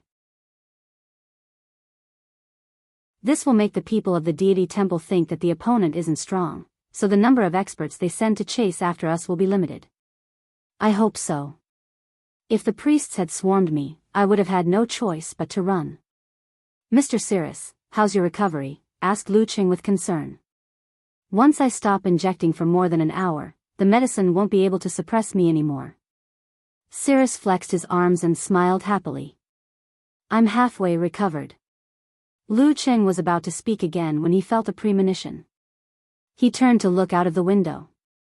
The gentle and peaceful yellow sand under the moonlight had turned violent. It was dyed black and was surging towards them grain by grain. No. That's not yellow sand. Those are tiny insects that completely covered the color of the yellow sand. They were densely packed and uncountable, making one's scalp tingle. Ouch! Cirrus's grandson saw this and let out a tragic cry. Lu Cheng made a prompt decision and opened the door forcefully. He jumped out of the car, knelt on one knee, and punched the ground. Bam!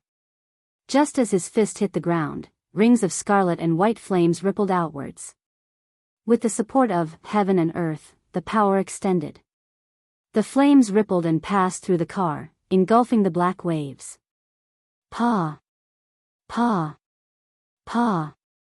Pa! Whenever the scarlet and white flames came into contact, the tiny insects would immediately explode. They didn't leave behind any corpses, as though they had returned directly to the underworld. Rings after rings, waves after waves. With Lu Cheng as the center, within a radius of 50 to 60 meters, the black turned into powder. The ground was clean, revealing the yellow sand. After the punch, Lu Cheng visualized and adjusted his organs.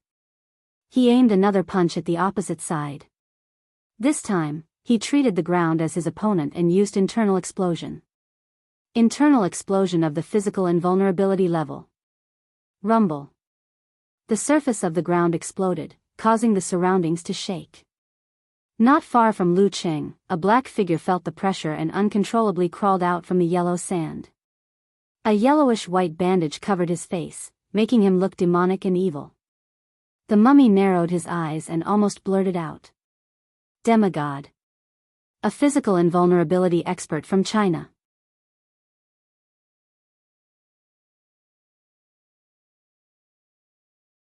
Chapter 604. In that instant, what he had seen in the video, what he had seen at the scene, and the reality before his eyes flashed across the mummy's mind. He was certain that he had fallen into a well-designed trap. He was best at mental attacks. Against the Chinese Inhumans who had yet to undergo qualitative changes, he had an overwhelming advantage. Even if he was pincered by 2 or 3 of them, he was confident of winning quickly.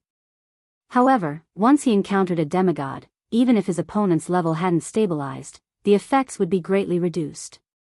He might be able to win in the end, but it would definitely be a tough battle. And in a tough battle, his opponent would have the advantage in numbers. If Cirrus or his companions displayed decent strength, the outcome would be rather dangerous. Besides, the mummy had expended a lot of energy chasing after him. Even if he fought alone, he might not be able to win against the enemy who was resting in the car. More importantly, who knew if there were other demigods? Retreat. I have to retreat. I have to retreat as soon as possible. With a quick thought, the mummy made up his mind. However, in a battle of the same level, it would be more dangerous to retreat without a care.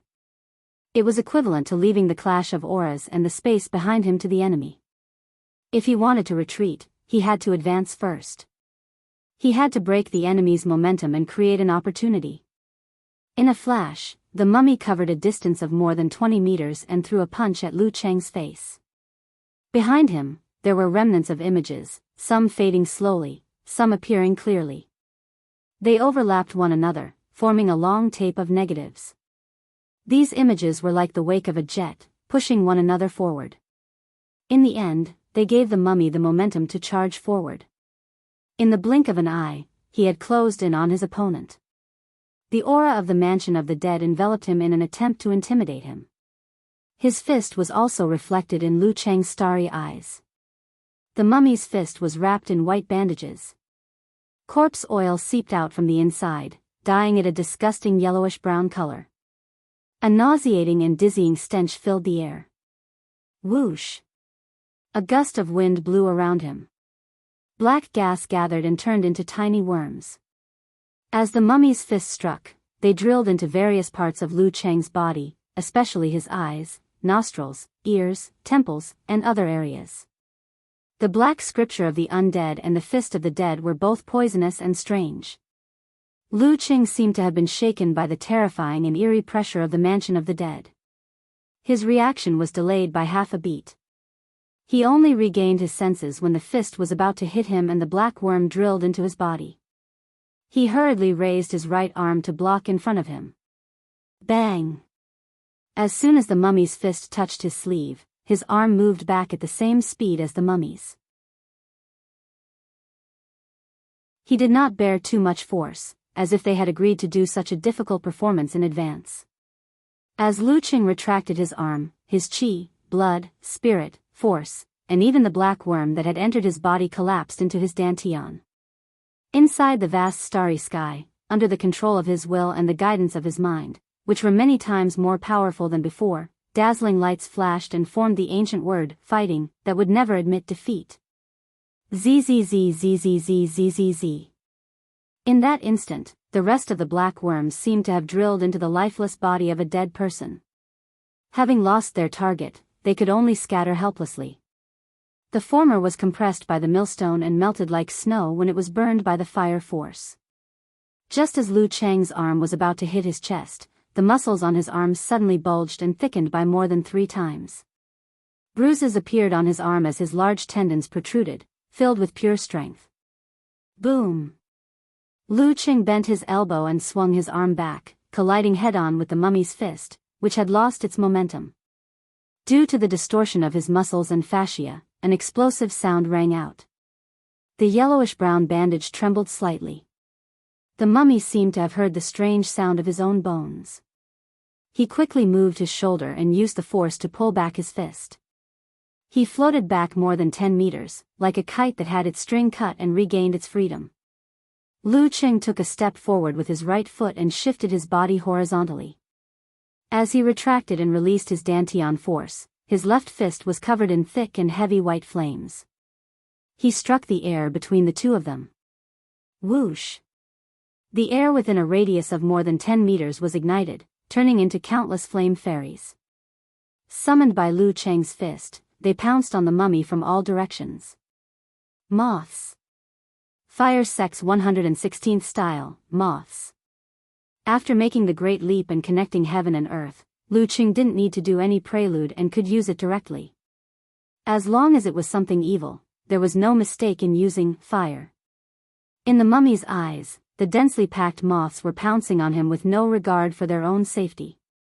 The high temperature curled up the frayed edges of his clothes.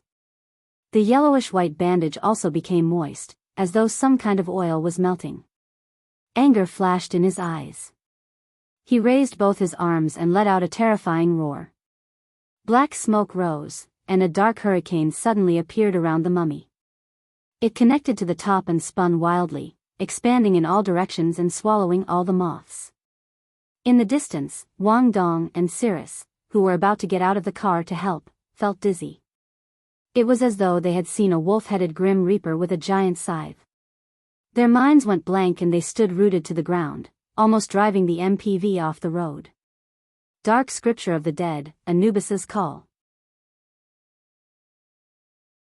Lu Qing quickly outlined the forwarding formula in his mind and suppressed all his fear. His right fist condensed a blazing white fireball with hints of purple. He threw it at the mummy in the middle of the hurricane. Fire Sects 36 style, devour. At this moment, the mummy suddenly stomped forward. It seemed like he was exerting force, but he landed silently on the surface of the road. Whoosh! The sound of the wind intensified to the extreme. The dark hurricane collapsed and enveloped Lu Qing. At the same time, the yellow sand at the edge of the desert turned into hidden weapons that whizzed towards Lu Qing. They were denser and more dangerous than the moths. Dark Scripture of the Dead, Sandstorm. Boom! The fireball, which had been condensed to the maximum, exploded.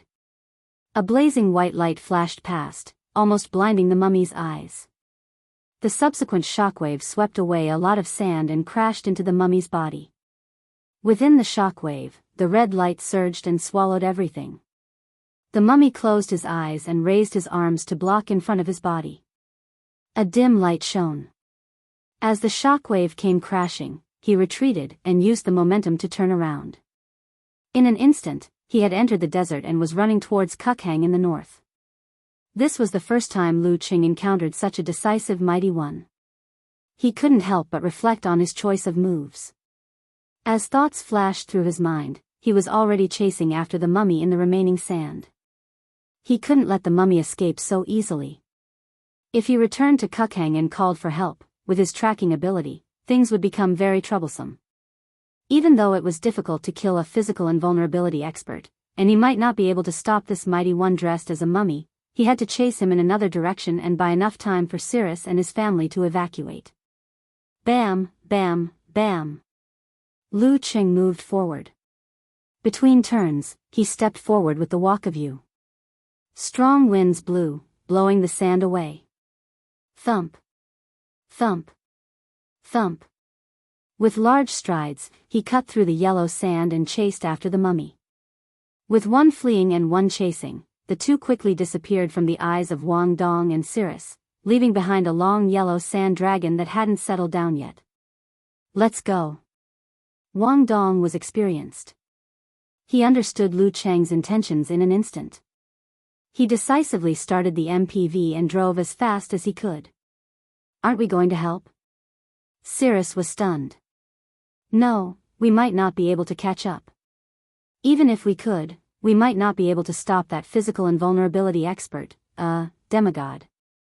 If we keep pestering him like this, we won't be able to leave when his helpers arrive. Wang Dong explained as he drove. Lu Qing is alone. He can fight and leave as he pleases.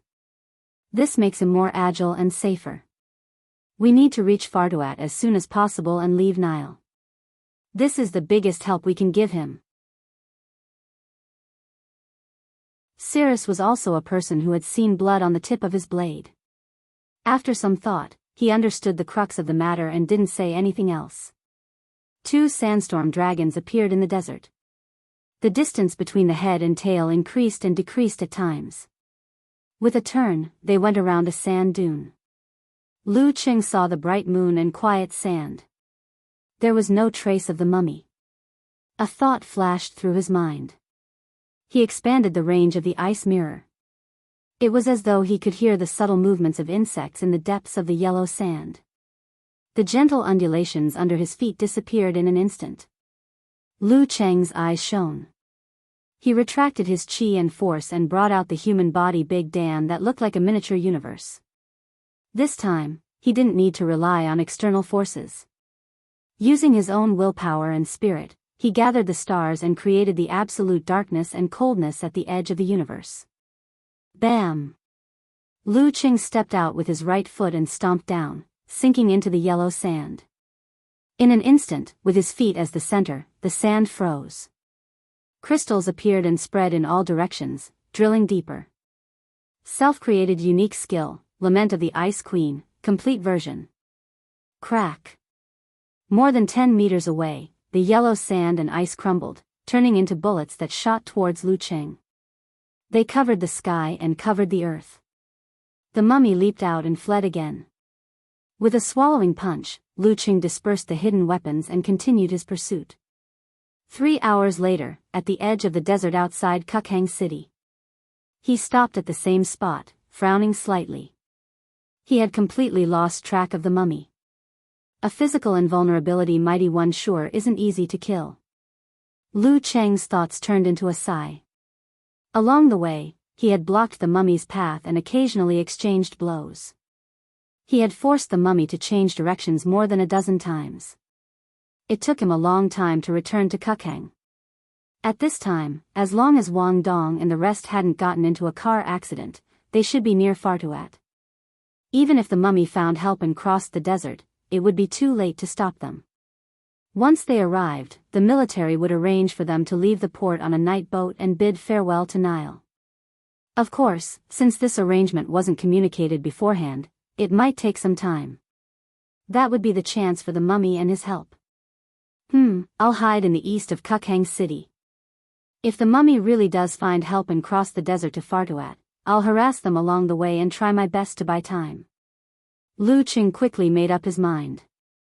He circled to the east of the city, adjusted his breathing, and circulated his ice force. Following the train of thought of the cultivation techniques, he hid his presence and blended into the darkness.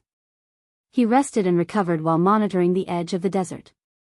Back then, Gu Hui could even fool his sense of danger. After obtaining the complete set of cultivation techniques, Lu Cheng studied the content diligently and turned it into his own use. In a building near the military base, Constantine held a glass of red wine and looked at the disheveled mummy in astonishment. He said in amusement, "That's right. You met a giant reptile? Lu Cheng from China. He has become a demigod, although it's not stable yet," replied the mummy gloomily. Fortunately, his face was bandaged. Otherwise, Constantine would have seen his face turn red from embarrassment and anger.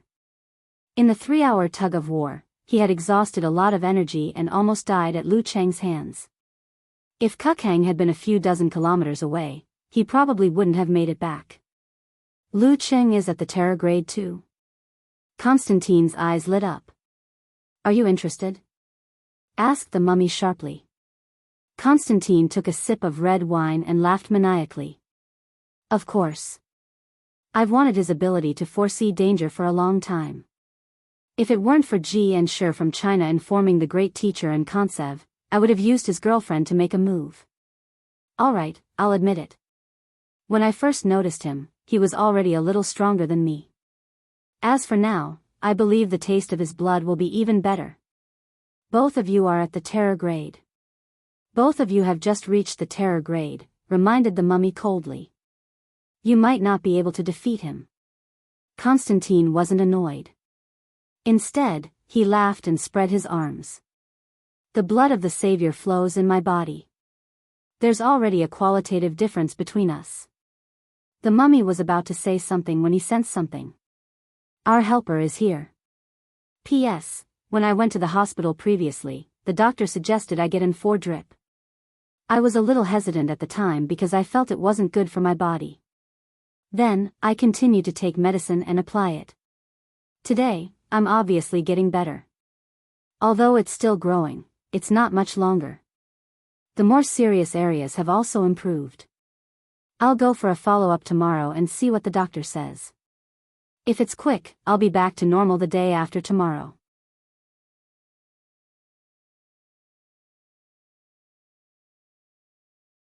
Chapter 605. Helper.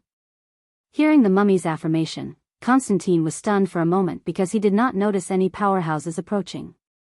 In this aspect, he was sure that he was much stronger than the mummy. How could he not notice anything when the mummy spoke first?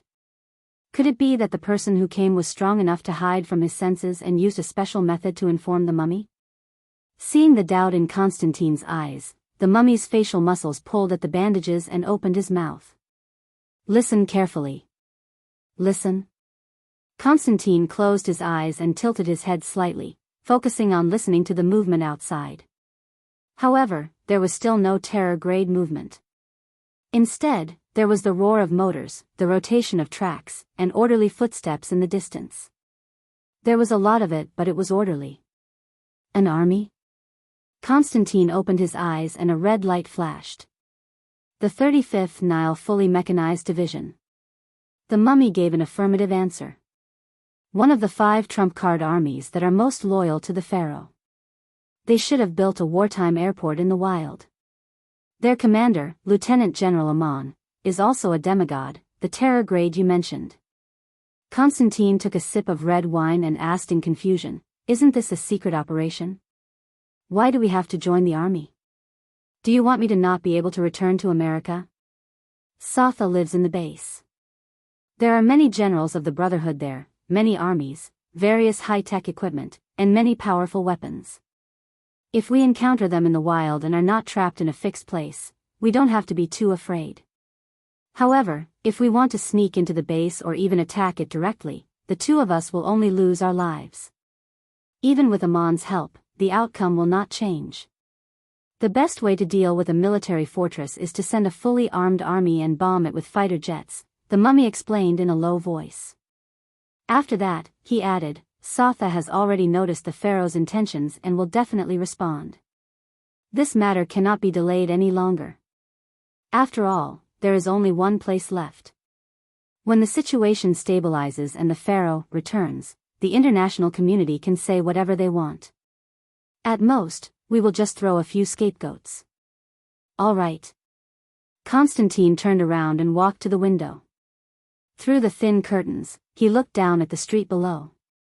He saw armored vehicles, main battle tanks, and rocket launchers moving at a steady speed toward the military base not far away. A war was about to break out. The sound of footsteps echoed throughout the building as if announcing the arrival of a powerhouse. Dong dong dong. In less than a minute, someone knocked on the door. The rhythm was slow and extremely polite. "General Amon, please come in," the mummy said politely. With a creak, the door was pushed open, revealing a man in a brownish-green military uniform. He had black hair that reached his ears, and his blue eyes were like gems formed from the sea. His facial features were well-defined, and he could be called a handsome man in the Nile style. Through his own channels, Satha informed various countries that he accused the pharaoh of staging a coup and slaughtering dissidents.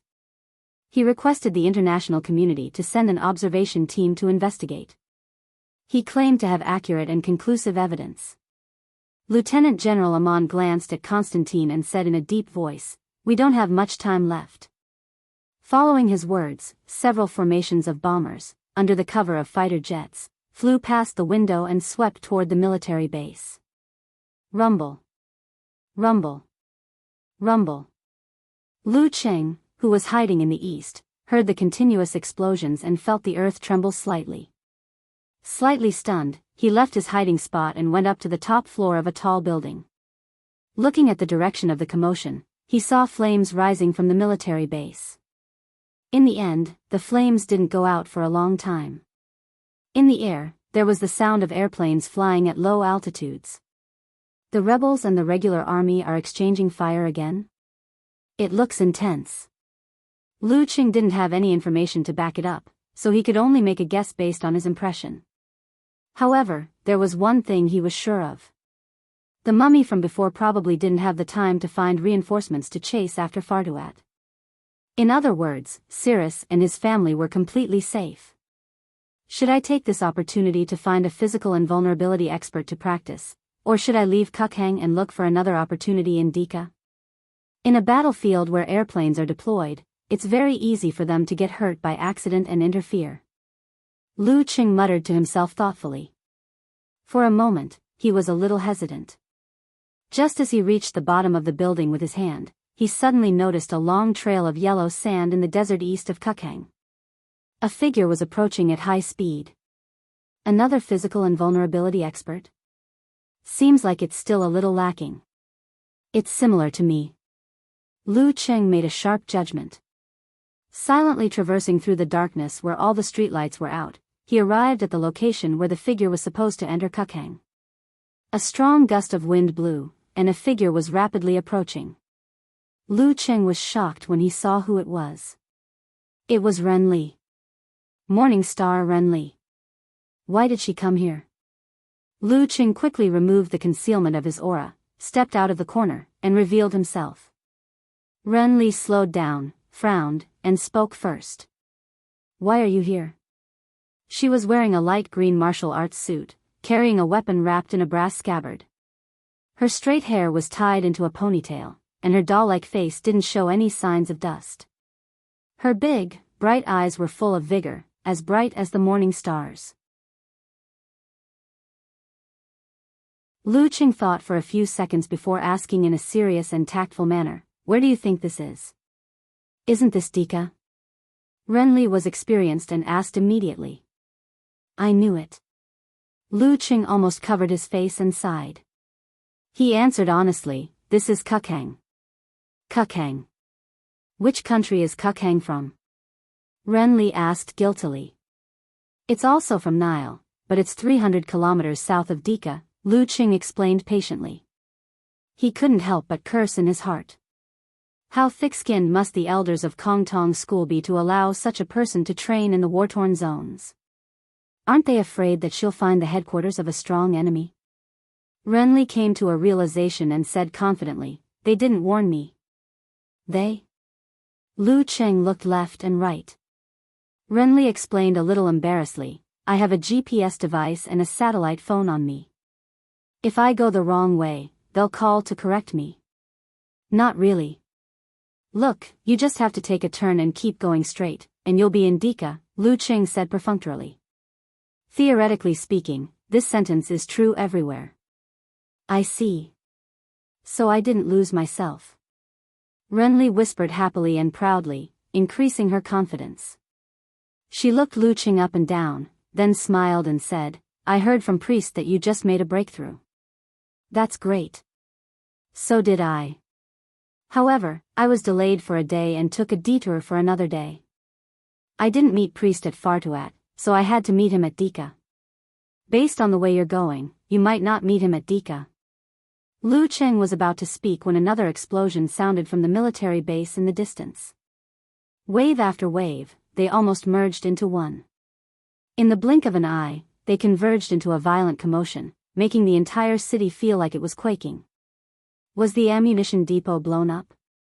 While Lu Cheng was guessing, Ren Li's eyes lit up. "Is there a battle over there? It sounds intense." "Yes." Lu Cheng didn't hide it. "Let's go take a look, observe, and learn," Ren Li suggested excitedly. "If we meet a lone physical invulnerability expert, I'll let you have a go first." She makes it sound like a child giving a pear. Lu Cheng already had such thoughts. Without hesitation, he said decisively, "Okay. But you mustn't be reckless and provoke." Don't be reckless." He swallowed the words, "provoke," back into his stomach. "Don't worry, I'm very experienced," Ren Li said sincerely. "I'm a martial artist who has been honed in the war-torn zones for a long time." Lu Cheng kept his words and rushed towards the military base before Ren Li, who was leading the way confidently. They restrained their speed and diverted some of their energy to be on guard against their surroundings. At the same time, they concealed their movements and almost blended into the darkness like ghosts. As they neared the battlefield, they found a tall building nearby. Through the shattered outer layer of the building, they either pushed, swayed, or jumped. In less than 20 seconds, they climbed to the rooftop and looked at the military base from afar. Flames and smoke filled his eyes. The sound of cannons and gunshots rang in his ears. Everything was like a scene from a blockbuster movie. For a moment, Lu Cheng was a little dazed. At this moment, he saw from the corner of his eye that, not far from the base, there was a similar scene of light, explosions, and exaggerated collisions. More importantly, the surface of the buildings there was weathering. The wind was strong, and there was rain of fire and black fog in the air. A battle between physical invulnerability experts. Renly wrinkled her nose. She had also noticed the situation there. Her eyes lit up. Without waiting for her suggestion, Lu Qing said, "Let's go take a look first. Be careful and don't get discovered." Okay. Renly carried her sword and rushed to the edge of the rooftop. Then, she leaped into the air and jumped to the roof of a shorter building dozens of meters away. As though she was riding the wind, her speed was extremely fast. She landed quietly and stood steadily. Lu Qing knew that he didn't have the ability to lift something heavy as though it was light. After all, everyone had their own strengths. Thus, he decided to withdraw his qi and blood while running. As his Dan force exploded, his legs swelled, and the edge of the rooftop collapsed with a bang. He successfully jumped to Renli's side. The two of them shuttled through the urban jungle and soon approached the battlefield of physical invulnerability experts. They looked down from a tall building that had peeled off its surface. At this moment, Lu Qing was using the art of concealment of qi and spirit. His gaze was indistinct and didn't disturb the battle below. Renli also used the unique skills of Kongtong School. A strong gust of wind blew past her and covered her movements. At a glance, Lu Qing saw a familiar face. It was the expert dressed like a mummy who was chasing after Cirrus and his family. Satha didn't expect the pharaoh to be so decisive as to mobilize his ace division to attack his base. When the situation was in chaos and his army was on the verge of collapse, he led a few leaders of the Brotherhood and secretly escaped from the fortress in an attempt to escape. Who knew that with the combination of Constantine's super senses in the dark and the mummy's ability to sense living things, they were quickly discovered. They were ambushed and lost 2 leaders in an instant. Now, Satha was facing off against Constantine and Lieutenant General Amon alone. While he was in danger, he was constantly looking for an opportunity to escape. He knew that once the mummy finished off the remaining 2 leaders, he wouldn't be able to escape even if he wanted to. Sigh, I can't fall sick no matter what. However, I've been taking medicine for a few days now and my mental state is still a little weak. Let me have a good rest tomorrow night. I'll officially return to the second watch the day after tomorrow. It'll still be the same old time.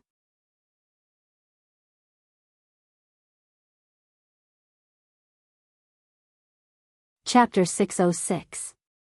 Compared to the young Amon and the newly promoted Constantine, Satha was definitely a veteran physical invulnerability mighty one. If he were in China, even if he didn't get a title, he would definitely be rated as a first-pin expert. As he dodged and dodged, he didn't show any signs of losing, but he was still at a disadvantage. His fists were spewing fire, which disturbed the surroundings. Even the environment was affected. Crimson rain fell from the sky like stars.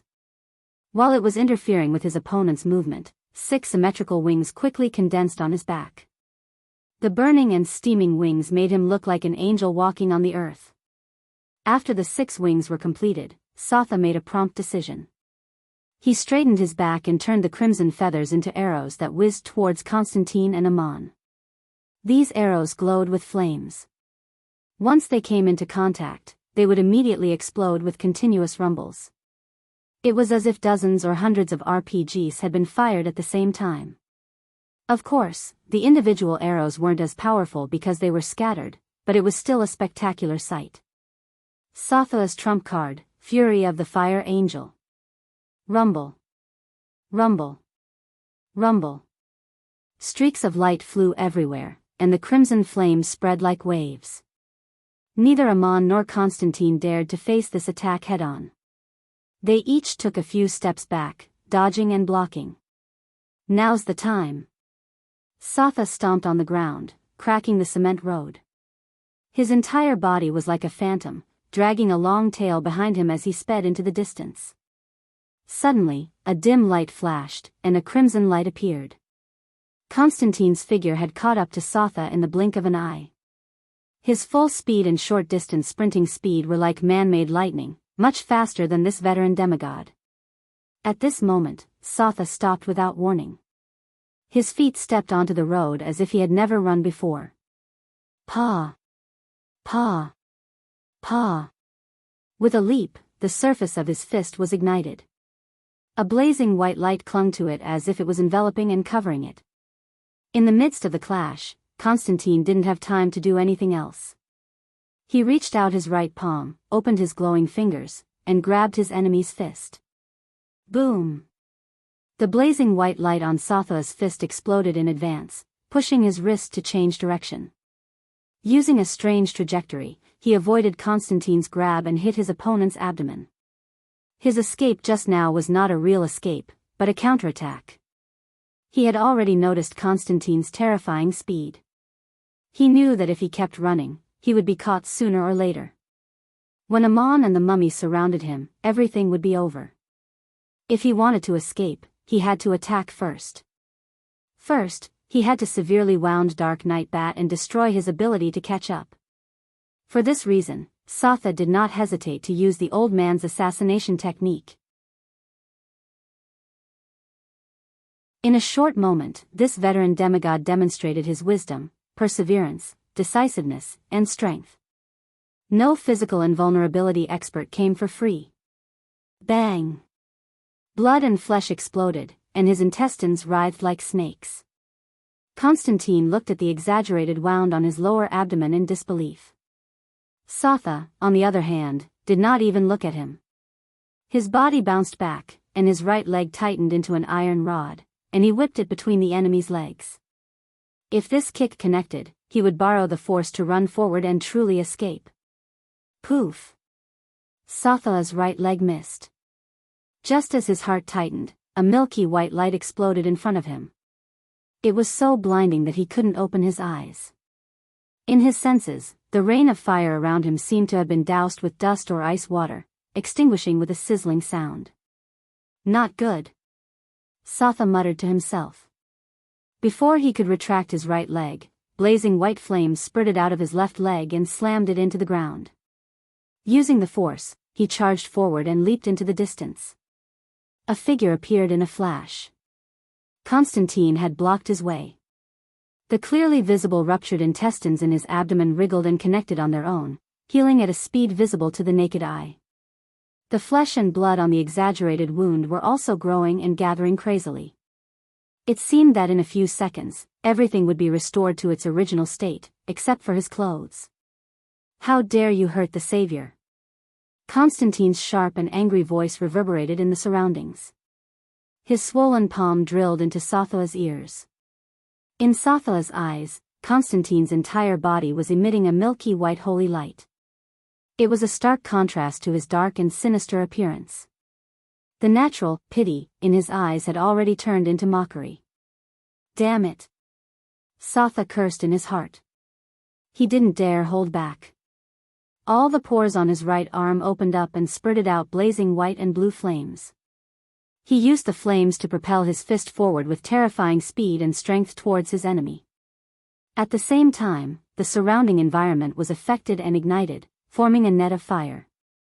The net of fire rapidly shrunk, condensing into a violent ball of fire the size of a palm. It crashed towards Constantine from the side. Constantine didn't care about the ball of fire. He extended his hand and clenched his fist. Drops of blood seeped out from his pores as if they were alive. They turned into a sinister glove and blocked Sotha's fist. Boom! The flames dimmed and scattered. Constantine was forced to take a few steps back. His shoulder was also hit by the violent ball of fire, turning it into a bloody mess. Sotha stood firm. He wanted to seize the opportunity to strike again and complete his objective. However, he suddenly felt an invisible force pushing at him from the void. He couldn't help but take a few steps back. Around his shoulder, a strange airflow exploded, tearing apart his general's clothes and damaging his skin, muscles, and fascia. What's going on? This was the first time Sotha had encountered such a strange thing. He was both shocked and frightened. There will be retribution for all who hurt. Constantine's sharp voice sounded again. He extended his body again and tangled with Sotha. However, The milky white light around him had dimmed significantly. At this moment, Amon caught up. Satha had no choice but to give up on escaping. He struggled to hold on under the pincer attack of the two demigods. On the rooftop of the tall building, Renli's eyes lit up. Her right hand was already on the hilt of her sword. She looked eager to try. 3-on-3. She turned to Lu Cheng and suggested in a low voice. Lu Cheng thought for a moment, then shook his head solemnly. Forget it, next time. That should be Dark Knight Bat. He's an American. If we can't finish him off here, I'm afraid he'll find trouble with my girlfriend when he returns to China.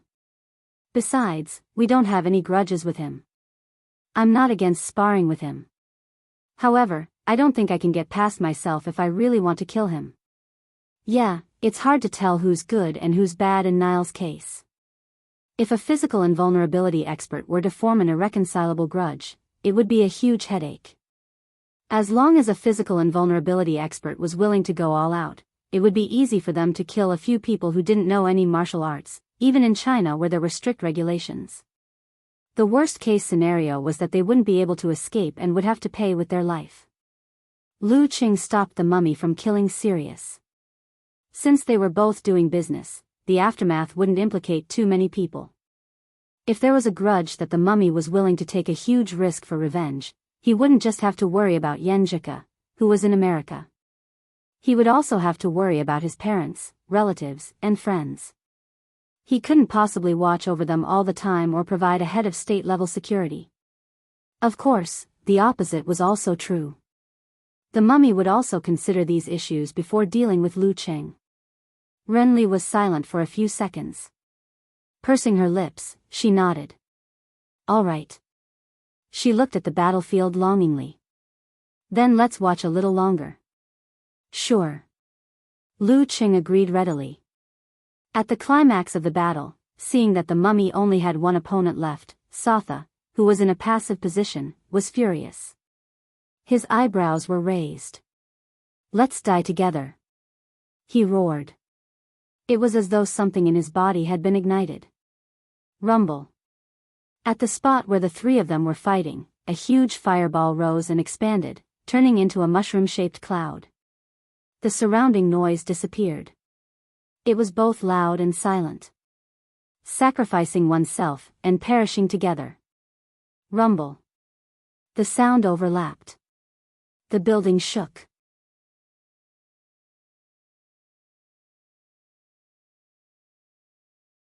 Don't worry. SPH-1X will deal with the last target, the mummy replied, panting. Lu Cheng and Renli retracted their gazes and squatted down. With their backs against the rooftop, they relied on their enhanced senses and corresponding techniques to eavesdrop on the conversation between the mummy and Dark Knight Bat. This skyscraper only had 12 floors. Very good. Constantine rubbed his temples. I need to recuperate.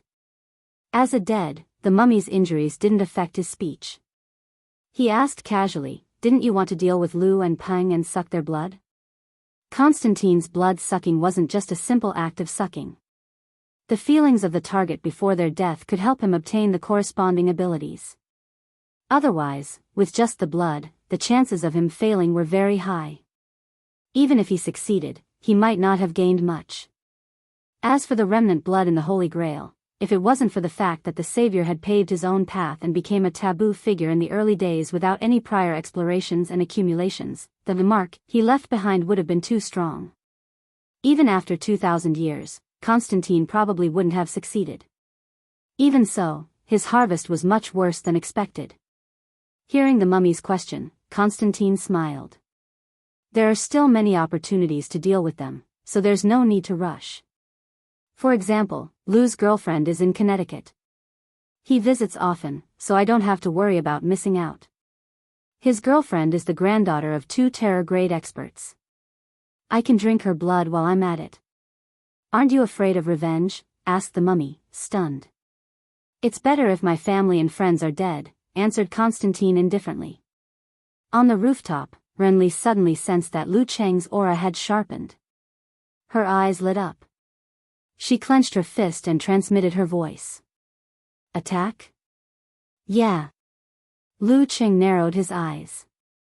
He had made up his mind to kill Dark Knight Bat even if he had to chase him to the ends of the earth. Are we going to deal with one each? Asked Renly through voice transmission. Lu Qing thought for a moment, then shook his head. The mummy is heavily injured. Let's take him by surprise and kill him together.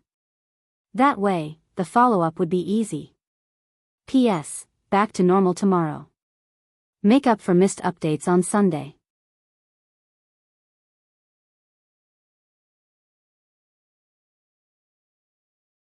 Chapter 607. After a brief discussion, Renly decided to remain on the rooftop while Lu Qing walked to the other side.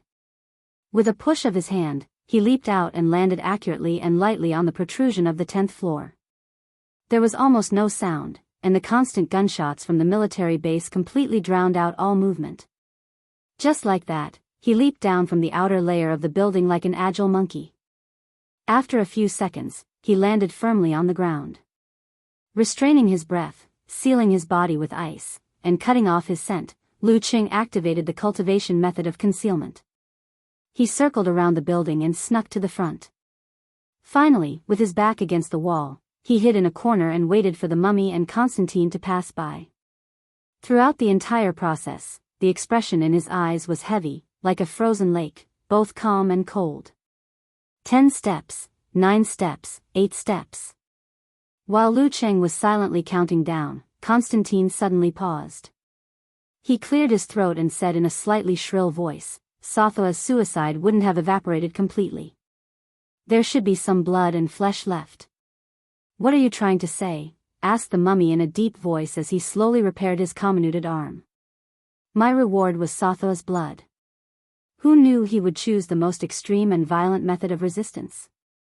Constantine shrugged. I have to find the remaining parts of his body and suck out the remaining blood. It's better than nothing. The mummy thought for a few seconds and nodded reluctantly. Then hurry up. I have to enter the sarcophagus to recover immediately. No problem. I'm very sensitive to the smell of blood. Constantine chuckled and returned to the spot where Sotha had sacrificed himself. As he walked, he narrowed his eyes and twitched his nose imperceptibly, trying to discern the faint smell of gunpowder. Lu Qing stopped his silent count. He arched his back slightly and bent his knees slightly, ready to strike. Here, muttered Constantine in a low voice. He walked to the edge of the violent explosion and picked up half of a finger on the opposite side of the road. The severed part was charred black. This was one of the few traces of Sotha left in this world. Constantine pinched his finger. The skin on the severed part of the body cracked open, and the little remaining blood flowed out. After smelling it with intoxication, Constantine stuffed the severed finger into his mouth like he was sucking on a popsicle. Even though the mummy often saw organs dug out, he couldn't help but feel nauseous. Now was the time. Lu Qing gathered his qi and blood and exploded it immediately. He straightened his legs and back and stamped his feet heavily. His whole body left behind afterimages as he dashed madly towards the mummy with the shrinking distance technique. Visualization appeared in his mind, but it didn't affect his speed. The mummy's heart clenched as he sensed something. However, before he could do anything else, the attacker had already rushed in front of him and occupied his entire field of vision. Lu Qing. The sense of danger turned into a cold current, bursting out from the mummy's spine. Both of his arms were fractured, and he could no longer exert any strength. He had no choice but to make a prompt decision and lift up his right calf, fiercely kicking on the spot. Pa! The air cracked open and the dim light turned into a blade. The blade kick fiercely chopped at Lu Qing, accompanied by a lot of black gas. In the face of such an attack, Lu Qing didn't care.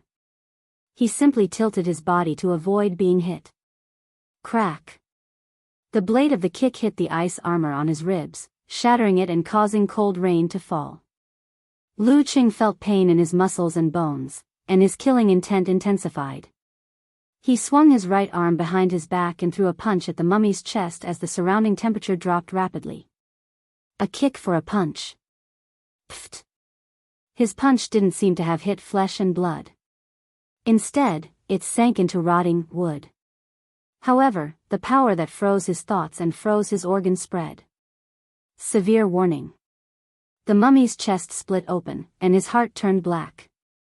His eyes lost focus for a moment, as though he had returned to his usual slumber. However, as a dead, he had a strong resistance against freezing, petrification, and hibernation powers. He didn't lose his instincts and didn't need to think. He followed Lu Cheng's punch and swung backwards to create a distance. He didn't give Lu Cheng a chance to follow up with a combo attack. Constantine also reacted. Holding Satha's finger in his mouth, he turned around and pounced. His cape fluttered like a huge bat's wings. At this moment, a bright light appeared, dispelling the surrounding darkness. On the rooftop of the skyscraper, a clear ray of sword radiance descended. The green sword radiance spun at high speed, forming a violent tornado. From top to bottom, it enveloped the sluggish mummy. Whoosh whoosh whoosh. The skyscraper became even more mottled. The sword radiance and tornado arrived in a flash. As long as the enemy was enveloped, they would be sliced into countless small pieces. The 12th style of the Wind sect, Heaven's Burial. The sword intent pierced through the mummy's brain, waking him up abruptly. Seeing that he couldn't dodge, he could only endure the piercing pain in his brain. He jerked his shoulder and lifted his shattered arm. The surrounding ground was eroded, creating a lot of gravel. The gravel surged upwards rapidly, enveloping the mummy. A dry and harsh wind blew in all directions, sweeping up many pieces of gravel and sand and propelling them upwards. The sound of a blunt knife cutting flesh rang out. Strong winds blew in all directions, blowing out fine sand and flesh, which fell to the ground like rain. Bam! After an explosion, the misty sword radiance and strong wind dissipated. Renly, sword in hand, did a somersault in midair and descended gracefully. Not only was the mummy's yellowish-white bandages gone, even his charred skin was almost completely shaved off. There were several hideous and eye-catching wounds on his body and head. One could almost see his dull organs and grayish-white brain.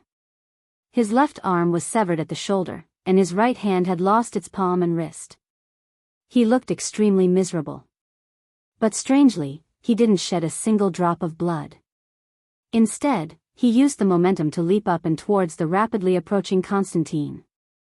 To him, at this moment, the vampire bat was unprecedentedly adorable and handsome. Constantine's figure appeared clearly in Lu Cheng's eyes. His speed was truly terrifying. Suddenly, Renly, who had yet to land, swayed in midair, as though she had transformed into an unrestrained gale. She changed directions and used the momentum of her fall to release a green glow. Her sword sliced through the air, heading straight for the Dark Night Bat. The 126th style of the Wind sect, Unfettered Wandering. Lu Cheng completely ignored Constantine, who was about to attack. He arched his body until it was almost parallel to the ground and retracted his chi and blood. Following which, he straightened his back abruptly and raised his hands high into the air. All of a sudden, extreme darkness appeared around him, and the darkness was dotted with bright and scorching stars, as if the universe had shrunk down. With a whoosh, the starry sky shot upwards as Lu Cheng raised his hands. In an instant, it spread and enveloped the mummy. Frost immediately formed on the surface of the mummy's body. As though his body was sealed, he lost all ability to change directions in midair. Whoosh! Whoosh! Whoosh! Whoosh! The stars enlarged and transformed into Emperor Yen. They bombarded the mummy's body in a frenzy, producing intense explosions and igniting flames that could bury everything. No! The mummy's screams came to an abrupt end. His body was torn apart by the terrifying chain of explosions and turned to ashes in the blazing white flames.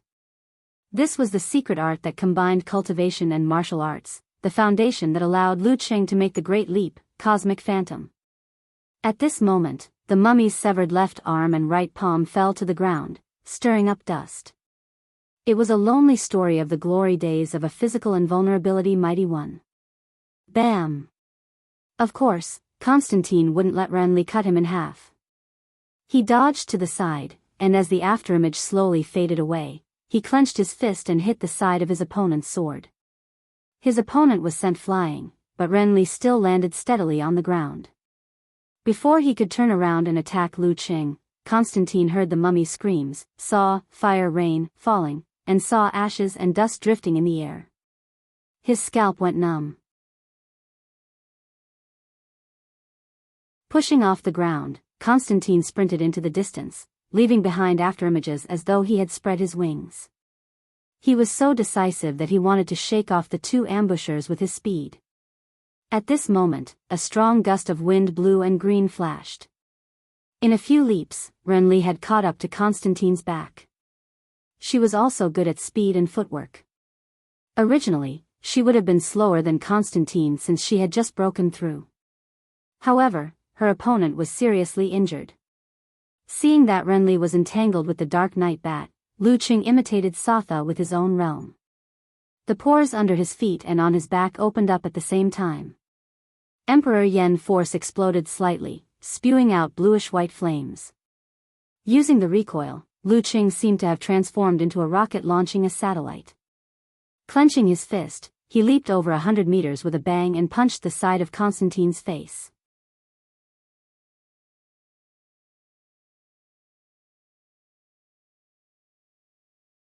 Chapter 608. The sudden burst of light illuminated Constantine's pale face. The shadow created by a fist grew larger and larger, and soon covered the side of his face. Before the fist made contact, the terrifying force and the exaggerated sense of impact could be felt, as if it could easily shatter a thick steel plate. At the same time, Renly swung her sword 3 times. Thin and sharp green wind blades slashed out horizontally as though she was going to cut her opponent into 4 pieces.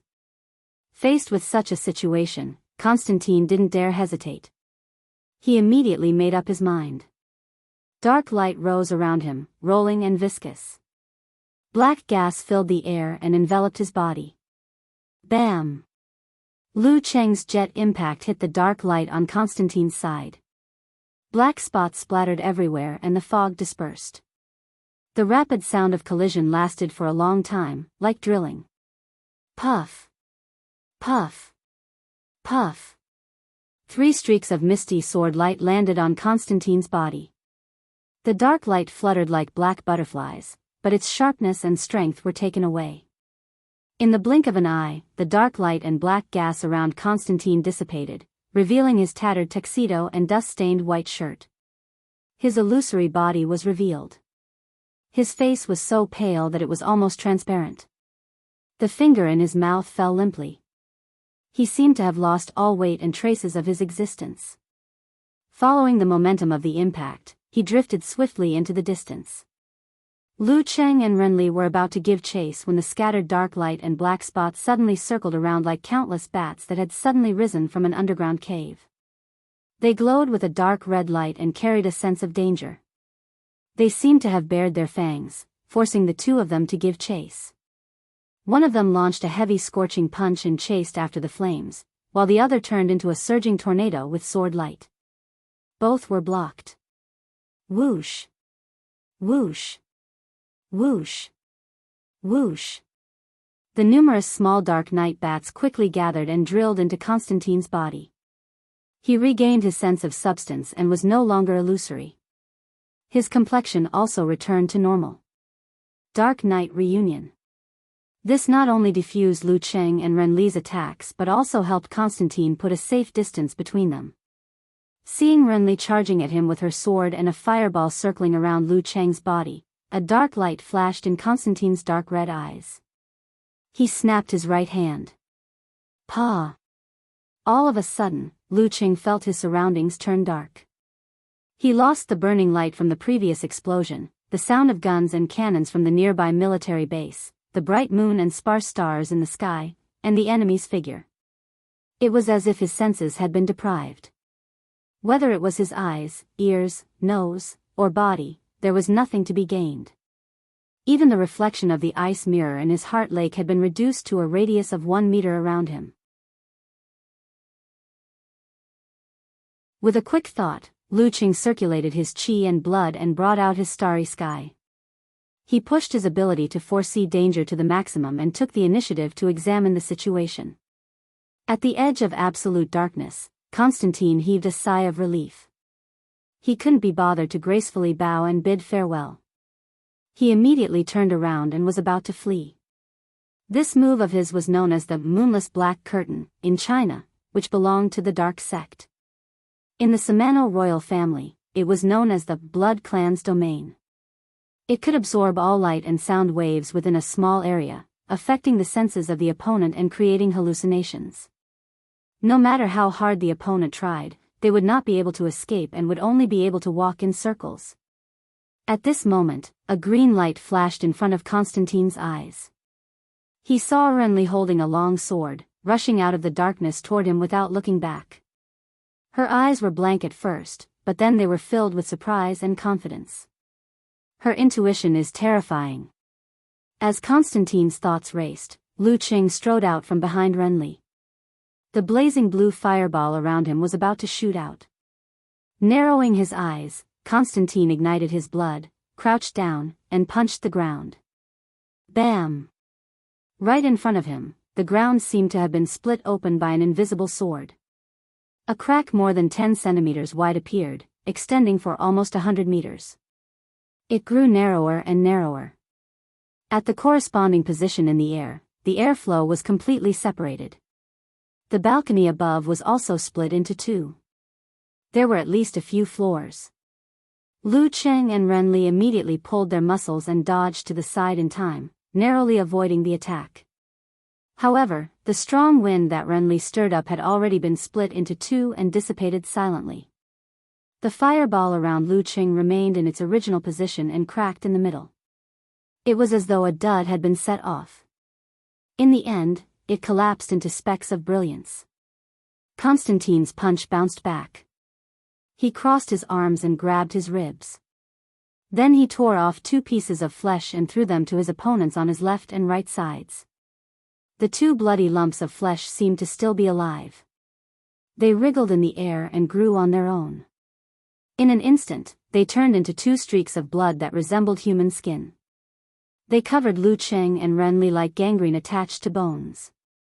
Every detail was distinct, evil, and dangerous. After this attack, Constantine immediately turned around. Without looking back, he dashed into the distance in the form of a floating light in the night and turned into a nearby street. Facing the monster, transformed from flesh and blood, Lu Qing threw a punch without mercy. The blazing blue flame condensed on the surface of his 5 fingers. It kept shrinking until it finally reached its limit. Boom!